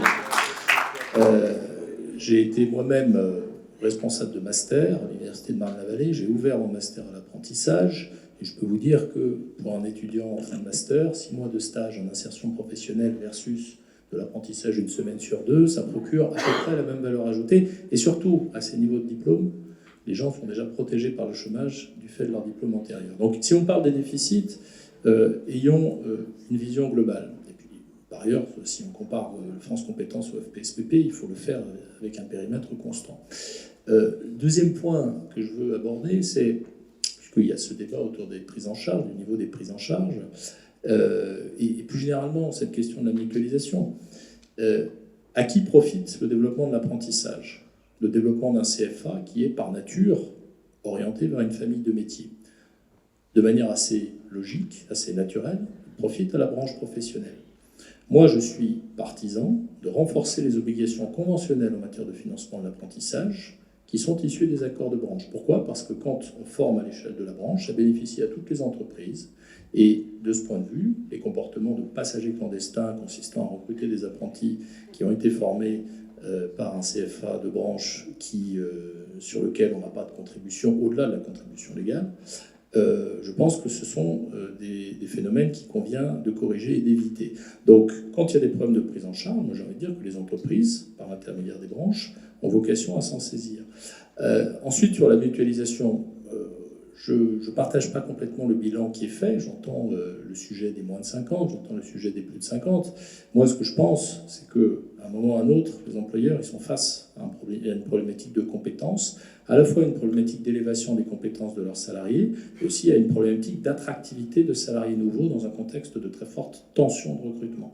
Et quand je discute avec des employeurs ou avec des branches professionnelles, on me dit aussi que un des critères de l'attractivité, c'est la capacité donnée par les entreprises à proposer une stratégie et des perspectives d'élévation des compétences aux salariés, et en particulier aux salariés qui sont prêts à recruter. Aujourd'hui, ça devient un élément de l'attractivité, et je pense qu'on peut évidemment réfléchir en termes de circuit, de tuyauterie de financement, mais on peut aussi, et c'est ce que je disais tout à l'heure, réfléchir sur les conditions de cette attractivité. Je pense que ces conditions, elles passent par le dialogue social. Elles passent d'abord par le dialogue social, et si je reviens sur cette proposition que j'ai faite tout à l'heure. Aline, elle ne va pas manquer de réagir. Oui, très rapidement, parce qu'on va pas faire un duo. Simplement pour dire que je suis tout à fait en phase sur la réflexion et sur l'attractivité. La proposition de travailler sur la co-construction au niveau du CPF que j'ai faite en début d'intervention est bien dans cet ordre-là. Par contre, prenons garde à faire reposer trop de choses sur la conventionnelle, qui reste quand même quelque chose de volontaire au niveau des branches, et pour siéger dans certaines branches, pour être encore sur le terrain, de plus en plus de branches sont face à des employeurs qui ne sont plus en capacité de tout financer, de financer et la contribution obligatoire et la contribution conventionnelle qu'ils ont fait pendant des années, et de financer les formations de leurs salariés qui ne sont plus pris en charge par aucun dispositif. Donc, prenons garde. Je ne voulais pas faire le buzz sur mon intervention, mais juste qu'on soit sur une réflexion à long terme, parce qu'on avait en France cette capacité à avoir des métiers particuliers, chapeliers, etc. On avait une compétence en matière de formation professionnelle, et à vouloir faire trop, on risque de perdre les spécificités qui faisaient une grande partie de la force de la France. Un dernier mot de Marc et après En une seconde, vraiment en une seconde, je vais laisser la possibilité à la salle d'interpeller, mais qu'on se souvienne quand même des problèmes que posait le système qui préexistait à la loi de 2018, et en particulier les problèmes d'asymétrie dans la mutualisation au détriment des petites entreprises. Enfin, je veux dire, à un moment, il faut quand même se rappeler de ce qu'était la le système à l'époque. fragilité asymétrique, et après on a essayé de corriger. On va passer la parole à la salle, non, si vous le voulez bien. Alors je fais appel à la sportivité de votre délégué général. Oui. Alors, 2 questions. Merci. Oui, bonjour, Muriel Pécassou, vice-présidente du CINOFDES, mais qui a surtout été très longtemps déléguée régionale en Nouvelle-Aquitaine. Donc je voulais juste rajouter un petit mot par rapport à ce qui a été présenté par Florence Poisson, et qui est quand même assez exemplaire en termes d'accès à la formation. C'est que tout ça, ça s'est co-construit, qu'il y a eu une réelle concertation au niveau du territoire, tout comme le contrat régional de filière métier de la formation qu'il y a aussi en Nouvelle-Aquitaine. C'est parti d'une vision et d'une volonté commune. Mais après, tout le monde a été associé. Alors, il y a des progrès à faire, il y a des choses à revoir, mais on apprend des erreurs et au fur et à mesure, ça s'affine. Mais vraiment, ça a été une réelle concertation avec tous les publics, les territoires, les élus, les organismes de formation. Et quand il y a une véritable co-construction, ça fonctionne. Parce que la co-construction, elle ne se décrète pas. Mais c'est vrai que là, c'est exemplaire dans le sens où on a été tous invités et tous associés. Donc les vertus de l'intelligence collective. Une question ? Tout là-haut, là, tu vas pouvoir courir, mon cher David. Oui, bonjour. Donc CINOFDES Hauts-de-France. Une question simplement à Monsieur Bazin, je crois. Quand au début de son intervention, il a donné une définition du droit universel à la formation, je crois. Oui, c'est Hervé Joanneau de Pôle emploi. Ah, pardon, excusez-moi. Il n'y a pas de problème. Oui, c'est pas grave. Et donc, il a parlé que la formation doit être pertinente. Puis il a ajouté d'autres choses par la suite. Et je voudrais qu'il explique ce qu'il entend par formation pertinente. C'est bien pour conclure, ça. Je croyais que j'attendais la réponse. Moi, j'avais une question par rapport à la loi plein emploi, là. Et il y a comment dire, ce qui se passe aujourd'hui dans les territoires, en tout cas pour les organismes de formation. Et ma question, elle est simple, c'est en fait, on voit bien qu'il y a aujourd'hui une forme d'inégalité de traitement, très clairement, sur les territoires. Alors on parle d'un droit d'accès universel, alors qu'on a des territoires aujourd'hui dont la mise en œuvre, il n'y a pas plus inégal aujourd'hui que ce qui se passe en France sur l'accès des publics à la formation. Alors comment cette loi va-t-elle nous permettre d'être un levier pour faire que ça soit un peu moins inégal ? Merci. Qui commence ? Hervé, puis Marc. Alors, du coup, je vais faire une réponse assez courte. En fait, on entend par pertinente peut-être 2 choses. C'est adapté aux besoins de l'individu, mais, et je vais faire le lien avec le CEP, avec la capacité de bénéficier d'un conseil éclairé. Voilà. Donc, c'est ces 2 choses qu'on met derrière pertinente. Et tout à l'heure, d'ailleurs, c'est Karine Seller qui le disait, il y a une chose qui est assez intéressante, c'est effectivement, ce qu'on pourrait être en droit d'attente, c'est entre guillemets, la bonne formation, c'est-à-dire celle qui est vraiment adaptée. Et nous, parfois, on se rend compte, des fois, il y a des formations qui sont, je vais appeler ça, qui sont de la surformation, parce que, voilà, aujourd'hui, peut-être qu'on n'arrive pas à faire différemment, mais vraiment, c'est vraiment... Alors peut-être même, je vais mettre derrière le mot un petit peu cousu main, dans le sens où c'est la formation qui sera le plus adaptée aux besoins de l'individu dans sa trajectoire professionnelle, tout en pouvant bénéficier bien sûr d'un conseil éclairé pour pouvoir trouver cette fameuse formation. Merci. Merci pour la question sur les inégalités d'accès à la formation. Bon, je n'évacue pas du tout la question en disant ça, mais les inégalités, elles peuvent provenir de causes qui ne sont pas liées au dysfonctionnement du système. Ça peut être la structure démographique, ce qu'on évoquait tout à l'heure, le fait que certains territoires ont une structure où il y a moins de gens qualifiés, et par nature, accèdement à la formation. Bon, mais je n'évacue pas le sujet avec cet argument-là. La loi, au fond, elle ne vise pas à ce que tout le monde entre en formation. Elle vise à ce que les taux de retour à l'emploi s'améliorent pour toutes les personnes privées d'emploi, indépendamment de leur statut. C'est ça la philosophie de la loi.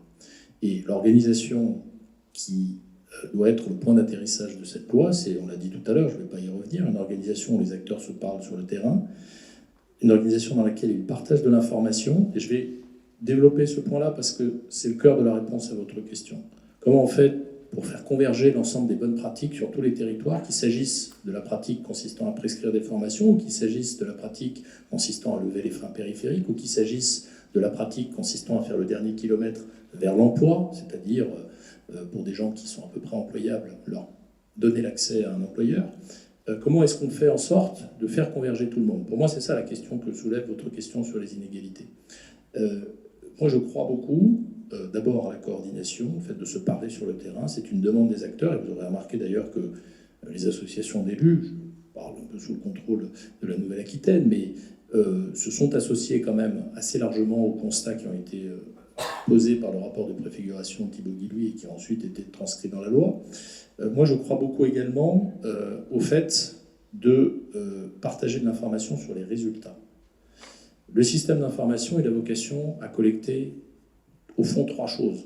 De l'information sur les gens et sur leurs freins périphériques, sur leurs freins à l'emploi au sens large, dont le manque de qualification peut faire partie. Des informations sur les solutions qui sont disponibles sur le territoire, dont la formation fait partie, mais ça n'est pas la seule solution. L'IAE en fait partie, des formations SAS en font partie, des solutions d'accompagnement en font partie. Et puis, troisième élément très important, qui est au fond la finalité du projet de la loi plein emploi, des informations sur ce que deviennent les gens, c'est-à-dire sur l'insertion professionnelle et sur l'insertion professionnelle durable. C'est en partageant ces trois blocs d'informations et en faisant en sorte qu'à l'échelle des territoires, les décisions soient prises de la manière la plus efficace possible, avec du retour d'expérience. Est-ce que c'est bien d'augmenter le taux d'accès à la formation de tel public? Oui, parce que ce que nous a dit l'évaluation des cohortes précédentes, c'est que la formation pour tel public, ça marche. Et donc on va mettre un petit peu plus de poids financier et puis de prescription sur la formation pour ces raisons-là. Ce pilotage au résultat, je pense que c'est aujourd'hui ce qui manque un peu à notre système, avec la coordination entre les acteurs qui est largement perfectible. Je pense que c'est les deux réponses qu'apporte la loi. En tout cas, qu'a vocation à apporter France Travail dans un futur proche. Merci. Alors juste, c'est très court, Pascal, je ne pouvais pas refuser. Petite, merci beaucoup. Ah, j'en ai pour une seconde. Et c'est pour continuer de titiller un peu Marc et à partir de la question de Janine. Des compétences ont été transférées aux régions et certaines régions refusent de les exercer en matière de formation. En termes d'inégalité d'accès de nos concitoyens, une personne en situation d'illettrisme en Rhône-Alpes, en Aura, ne peut pas trouver de réponse. Jusque-là, et pour contrecarrer des non-exercices, encore une fois, de compétences transférées, c'est Pôle emploi qui s'est substitué en faisant des achats collectifs. Dans ce que nous croyons voir de France Travail demain, les achats collectifs seraient entièrement en région, et très très bien quand il s'agit de Madame Poisson, parfait. France Travail étant sur des achats uniquement individuels, quid de mon pimpin illettré en Auvergne-Rhône-Alpes?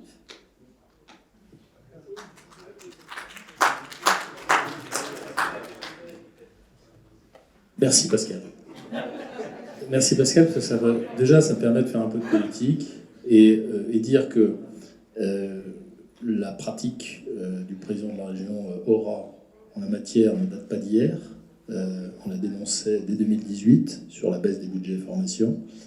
Ce qui a amené Pôle emploi, ça a été dit, à se substituer en Aura, mais aussi dans la région sud, en PACA, aux conseils régionaux.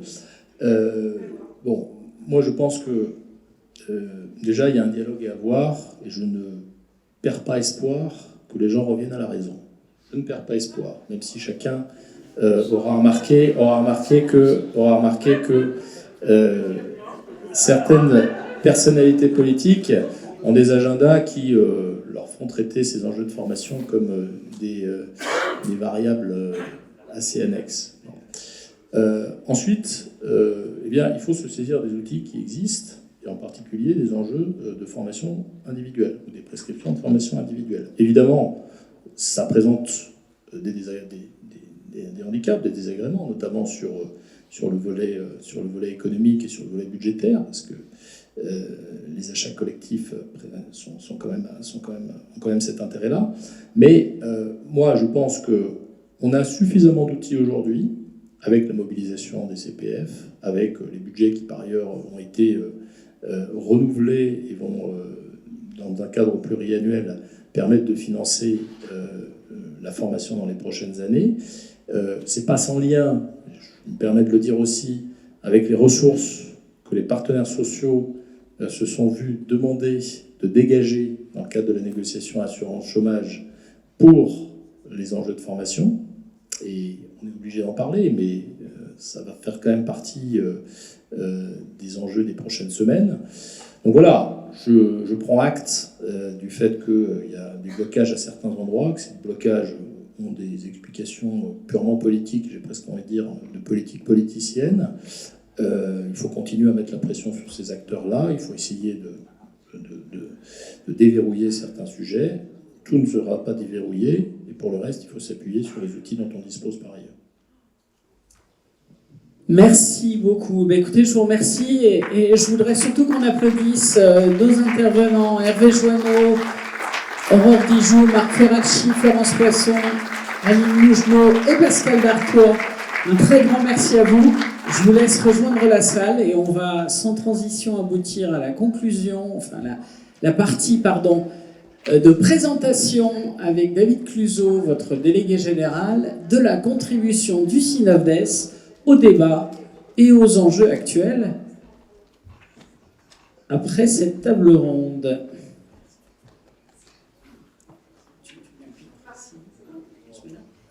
Tac. Alors mon cher David, ouais. On a vu depuis ce matin combien l'enjeu était ambitieux, mais si d'ambition vous n'aviez pas, vous ne seriez pas là. On a vu que tout n'était pas gagné. En même temps, vous êtes nombreux, vous comptez dans le paysage, et l'idée, c'est peut-être d'apporter votre pierre à l'édifice avec un premier sujet. On l'a eu en filigrane, on l'a un peu évoqué, c'est quand même, et Karine l'a bien dit, c'est l'équation financière. Il faut faire évoluer, on veut peut-être faire évoluer le système, se posent peut-être des questions du financement des acteurs et du système. Alors je pense que vous avez des propositions, vous avez travaillé de votre côté, je sais, non ? C'est sûr. Oui, on tente de travailler, c'est un petit peu l'objet de l'exercice qu'on va conduire, je vous rassure, assez rapidement avec Fabien, mais de se dire qu'est-ce qu'on a mis au travail depuis ces quelques mois, qu'est-ce qui nous a conduit finalement aujourd'hui à parler des conditions de l'accès universel à la formation. Et évidemment, mais la table ronde, les propos de Jean-Pierre, de Karine avant, témoignent d'un certain nombre de freins, on l'a écrit, notamment avec Michel Pézot plusieurs fois, sur cet accès à la formation. Le premier d'entre eux, c'est évidemment le financement, puisqu'on est dans ce moment où on nous demande, Aline Mougenot le disait bien aussi, de faire plus, de faire mieux, souvent de faire plus vite, mais dans un contexte financier extrêmement contraint. Donc ça nous amène à travailler. On n'a pas obligatoirement les solutions à tout, mais on a eu envie de poser un certain nombre de choses. La première de ces choses-là, c'est de se rappeler quand même que finalement, on était attaché au socle de financement de la formation professionnelle qui repose sur la solidarité nationale et la mutualisation de la contribution des entreprises. C'est important de se le dire, parce que c'est la manière dont on conçoit finalement cette formation qui s'ancre dans un projet de société qui est largement partagé, et la façon de le financer participe de ça. Alors, ça ne dit pas, ça ne solutionne pas le financement, mais ça veut peut-être dire que malgré tout, aujourd'hui, les niveaux de contribution sont pas suffisants, qu'il faut les répartir différemment, et quoi qu'il arrive, pour ce qui nous concerne en tout cas, on est opposé, on ne partage pas l'idée que la formation puisse être financée par des crédits d'impôt, puisque ça viendra à l'encontre du principe de solidarité nationale. Ça, c'est la première chose. Puis après, on se dit aussi, quand on travaille sur des paquets comme ça, sur les quelques propositions qu'on a tenté de mettre en œuvre, il y a la question aussi de la manière dont les financements sont développés par les financeurs. Donc l'État, les régions, les opérateurs de compétences et quelques autres. Et on a je suis obligé de le dire parce que Michel me regarde. On a quand même un attachement tout à fait particulier sur la question de dire que la formation professionnelle, financée donc sur des fonds publics, c'est important de le répéter, ou contributif, relève de la notion de service d'intérêt économique et général, tel que ça a été défini par l'article 14 du traité de Lisbonne. Et donc, nous, on souhaite que finalement, tous les commanditaires du périmètre de la formation puissent pouvoir choisir entre ces trois modalités de contractualisation prévues par le droit communautaire de la concurrence. Le marché public, évidemment, on a l'habitude, la concession ou le mandat de SEC. Aujourd'hui, c'est réservé à l'État et aux régions. Notre proposition, et ce que nous allons tenter de travailler, c'est évidemment de l'élargir. C'est un principe auquel on tient et qu'on continuera à porter. Par ailleurs, on l'a vu, ça a été répété plusieurs fois, dans le financement de la formation professionnelle, je suis par ailleurs vice-président d'OPCO, on constate que les fonds à disposition des entreprises sont répartis inégalement. Alors, pour les moins de 50, il y a l'accès au légal, pour autant, c'est un accès qui diminue et qui fond au fur et à mesure des années, et dès qu'on est à plus de 50, eh bien, il n'y a plus la capacité de pouvoir financer par les fonds des OPCO. Et donc, il nous semble une bonne idée de porter le projet que les mutualisations gérées par les OPCO soit ouvert aux entreprises jusqu'à 300 salariés. Alors, une nouvelle fois, c'est absolument nécessaire pour que la formation fonctionne mieux, mais on est aussi assez conscient que dans le cadre actuel des niveaux de contribution, ça sera sans doute pas suffisant. Mais là, c'est un angle mort dans la formation. Et puis après, restent les plus de 300. Alors, on a réfléchi, c'est-à-dire comment finalement, pour les plus de 300, on peut aussi tenter d'avoir des solutions, particulièrement pour elles. On a un raisonnement qui est basique, mais c'est de dire l'investissement dans la formation, ça participe au développement des compétences, ça participe à la marge d'entreprise, à son gain en efficience, donc à son gain en rentabilité. Et donc, on n'exclut pas l'idée que pour les plus de 300, l'investissement dans la formation puisse faire l'objet d'un amortissement. Ça peut avoir un intérêt, et ça renvoie aussi des signes plutôt assez forts sur l'idée que le développement des compétences, c'est pas quelque chose de perdu, mais c'est quelque chose qu'on construit pour l'avenir. Alors, on a beaucoup d'idées, juste un petit point sur lequel on insiste beaucoup, mais c'est la question du CPF. Comme modalité de financement de la formation professionnelle, ça a été beaucoup dit, donc je ne vais pas beaucoup en rajouter, mais il y a un truc qui nous gratte quand même, c'est que le CPF, c'est indéniablement, c'est un succès commercial. Il s'est développé, alors je crois que c'est qui parlait de marketing tout à l'heure, Karine, je crois. Il y a un vrai succès commercial, il y a vraiment l'idée de dire, on a renvoyé un signe à l'ensemble des personnes, vous pouvez partir en formation, regardez, et allez-y, sauf que derrière, on n'a absolument pas évalué les effets du CPF. Donc on est très demandeur d'une évaluation qualitative du CPF au-delà de l'évaluation quantitative. À quoi sert le CPF et comment finalement on pourrait améliorer son utilisation. Rappelez-vous, nous on était contre la démonétisation, contre la monétisation du CPF. Donc on a ce sujet aussi au cœur de nos travaux.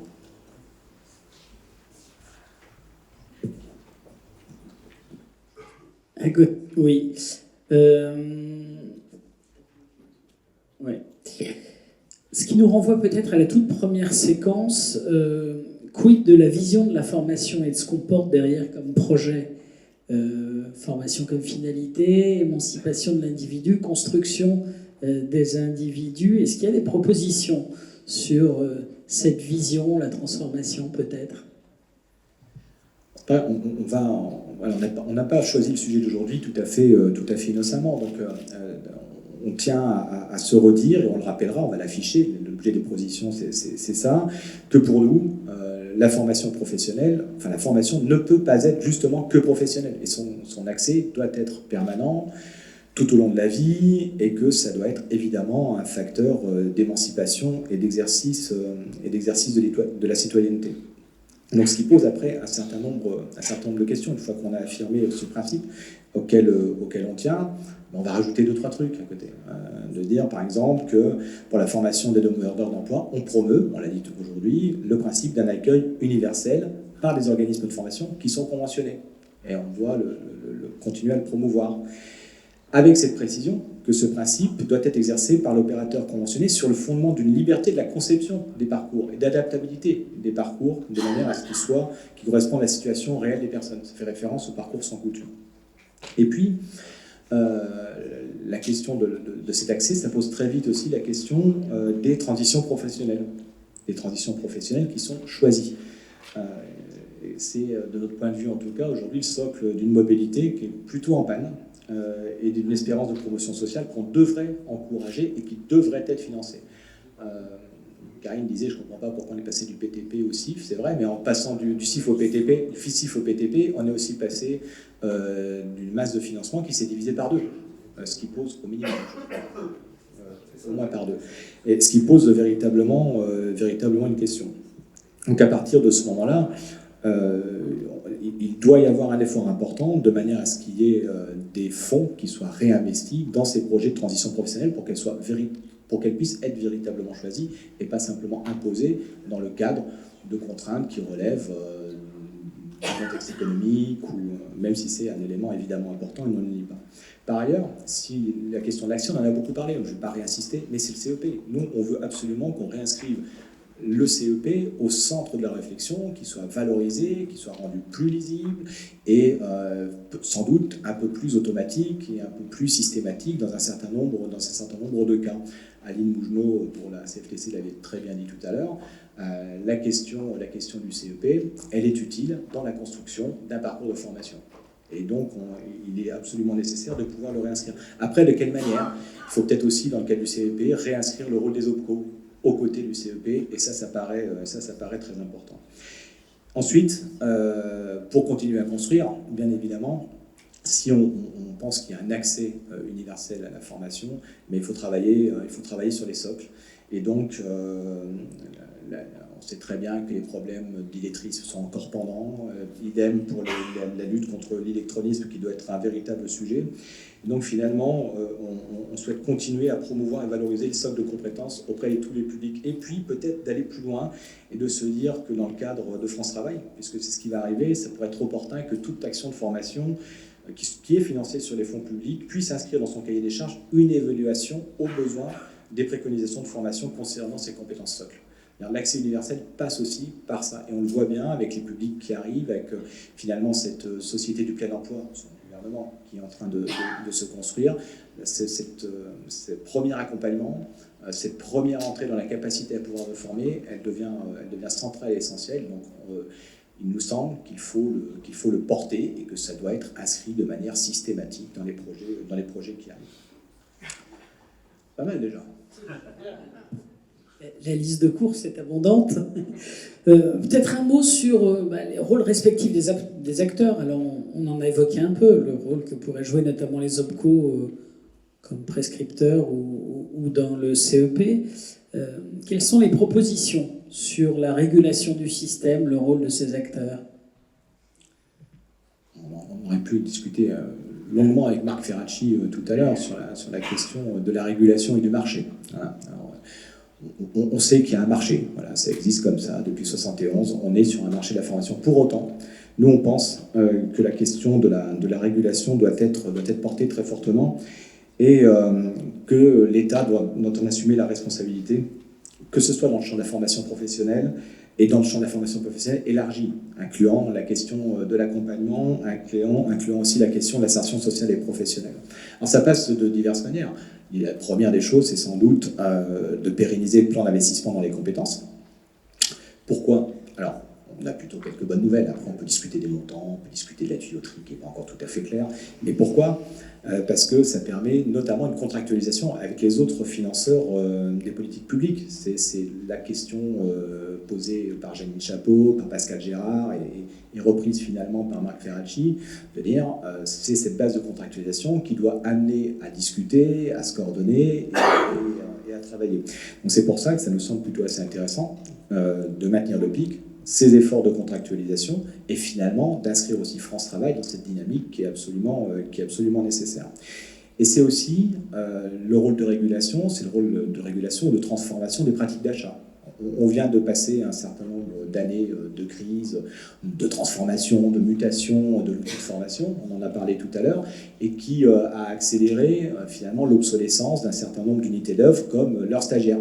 Donc l'État doit aussi avoir ce rôle de régulation, finalement, de s'assurer que les organismes de formation ne soient pas les seuls à supporter l'ensemble des aléas économiques. Ça paraît assez fondamental. On ne peut pas être toujours la variable d'ajustement. Marc Ferracci nous disait il faut aller vite, il faut qu'il y ait un marché, il faut qu'on soit opérationnel, certes, mais malgré tout, il faut pour ça qu'il y ait des acteurs, et des acteurs qui soient capables de construire des modèles socio-économiques qui leur permettent de réagir de cette manière-là, mais qui aussi leur permettent de voir à long terme. Donc les pratiques d'achat, c'est au centre de ce qu'on a envie de porter, et elles doivent évoluer fortement. Et il y a des endroits où ça se passe, ça commence à se construire. Donc on ira repérer les bonnes pratiques, là où les bonnes pratiques sont en train de se développer. Et par ailleurs, on va porter cette idée qu'il est absolument essentiel qu'il y ait une conférence annuelle des financeurs qui réunisse les représentants des opérateurs et les représentants des financeurs. Aujourd'hui, ces lieux de dialogue n'existent pas ou peu. Est-ce que ça sera France Travail? Est-ce que ce sera ailleurs? Mais en tout cas, il est nécessaire de les avoir à différents niveaux du territoire. Le rôle de régulation d'État, on insiste beaucoup dessus, il est nécessaire. Il est mis en œuvre par l'État directement dans le cadre de cette contractualisation. Il peut être mis en œuvre aussi dans le cadre des établissements portés par l'État comme France Compétences. France Compétences qui régule la certification des diplômes, c'est plutôt une bonne idée. Rien n'est jamais parfait, mais ça a permis malgré tout d'affiner, de sécuriser un système. Pour autant, c'est pas assez rapide et c'est aussi le défaut, les lenteurs d'un processus administratif. Et on a un autre sujet qui est très important et qu'il faut arriver à maintenir, c'est celui finalement de la qualité. Et plus largement, probablement, une fois qu'on aura mis la qualité de côté, des process et de notre manière de bien travailler, celui de l'évaluation de l'impact de la formation. On voit bien que ça a été finalement un petit peu en filigrane des propos. Ok, on veut faire c'est la culture du résultat, parlait Marc Ferracci. Voilà, ok, mais ouais, ok. Mais le taux de transformation en emploi, aujourd'hui, avec des publics qui sont de plus en plus éloignés de l'emploi, de plus en plus difficiles, etc., est-ce que vraiment on va évaluer le résultat des organismes de formation dans l'aspect global tel qu'on l'a vu, uniquement par ce type d'indicateurs et de critères? Et c'est vachement important, les indicateurs. Il y a aussi, c'est Karine Seller qui a une phrase, lorsqu'on n'est pas capable d'évaluer, ça n'existe pas. Enfin, elle a dit à peu près de cette manière-là. Donc, le subissait, mais c'est important, nous, que nous ne le subissions pas. Donc, que nous ayons les indicateurs qui permettent de prouver que nos actions et qu'il est nécessaire de les financer comme on les prévoit pour continuer, pour prendre le contre-pied de ce que disait Karine, à exister et que nos actions se justifient. Sur la question de la qualité, on voit bien, je reprends Calliope très rapidement, mais que ça n'a probablement pas atteint les objectifs qui avaient été fixés à l'origine. Nous, on pense que, pour le coup, il serait peut-être assez intéressant pour mieux réguler cette histoire-là, de confier une mission à France Compétences plutôt que de le laisser au COFRAC. Voilà, alors plein d'autres choses qu'on pourrait se dire. Pareil, suivre l'accompagnement des organismes de formation, leur mutation. Il y a eu beaucoup d'argent qui ont été mis sur la table, mais beaucoup d'argent qui sont passés pour venir financer des conseils, des cabinets de conseil, etc. il nous semble qu'il vaudrait peut-être mieux un peu plus d'énergie pour renforcer l'expertise publique en la matière, parce que l'expertise publique, elle est en prise directe à la fois avec les financeurs, mais avec les opérateurs de manière permanente, et que donc si on doit faire l'effort, c'est pas obligatoirement en allant financer des cabinets de consultants. En tout cas, on portera des idées de cette nature. Peut-être juste pour finir, parce que c'est un point qui est assez intéressant, c'est la question de l'alternance. La ministre Carole Grandjean n'arrête pas de nous dire que nous sommes maintenant une nation de l'apprentissage, qu'elle nous aime aussi, n'est-ce pas, Aline? Mais c'est oublier quand même que dans l'alternance, c'est autre chose. Il y a aussi le contrat de professionnalisation, là aussi la promotion par l'alternance quand on est en situation d'emploi. Et donc nous, on va l'inviter finalement à ce que nous puissions devenir une nation de l'alternance et pas simplement de l'apprentissage, parce que c'est une voie en formation initiale sans aucun doute, mais en formation continue et en termes de progression dans l'entreprise ou dans une autre entreprise, dans une branche, qui est quelque chose de tout à fait essentiel. C'est un vrai outil de transition. Ça doit être aussi un outil de transition professionnelle et pas simplement un outil d'intégration ou d'arriver dans la vie professionnelle. Et là, l'État a un rôle fondamental à jouer pour aller travailler sur ces types d'interstices. Alors, je ne partage pas vraiment l'idée de dire que ce doit être les branches, les fonds conventionnels, les fonds des entreprises qui viennent financer les politiques de l'État. Je rejoins par contre Marc Ferracci quand il nous dit peut-être qu'on a un peu trop forcé sur le supérieur. Alors dans ces équilibres-là, il y aura sans doute des choses à trouver qui vont permettre d'avoir une politique plus globale, plus vertueuse et sans doute plus efficace sur la question de l'alternance. Et l'alternance étant vue comme la capacité d'un individu à se saisir de cette capacité de formation, de cette possibilité de formation tout au long de sa vie.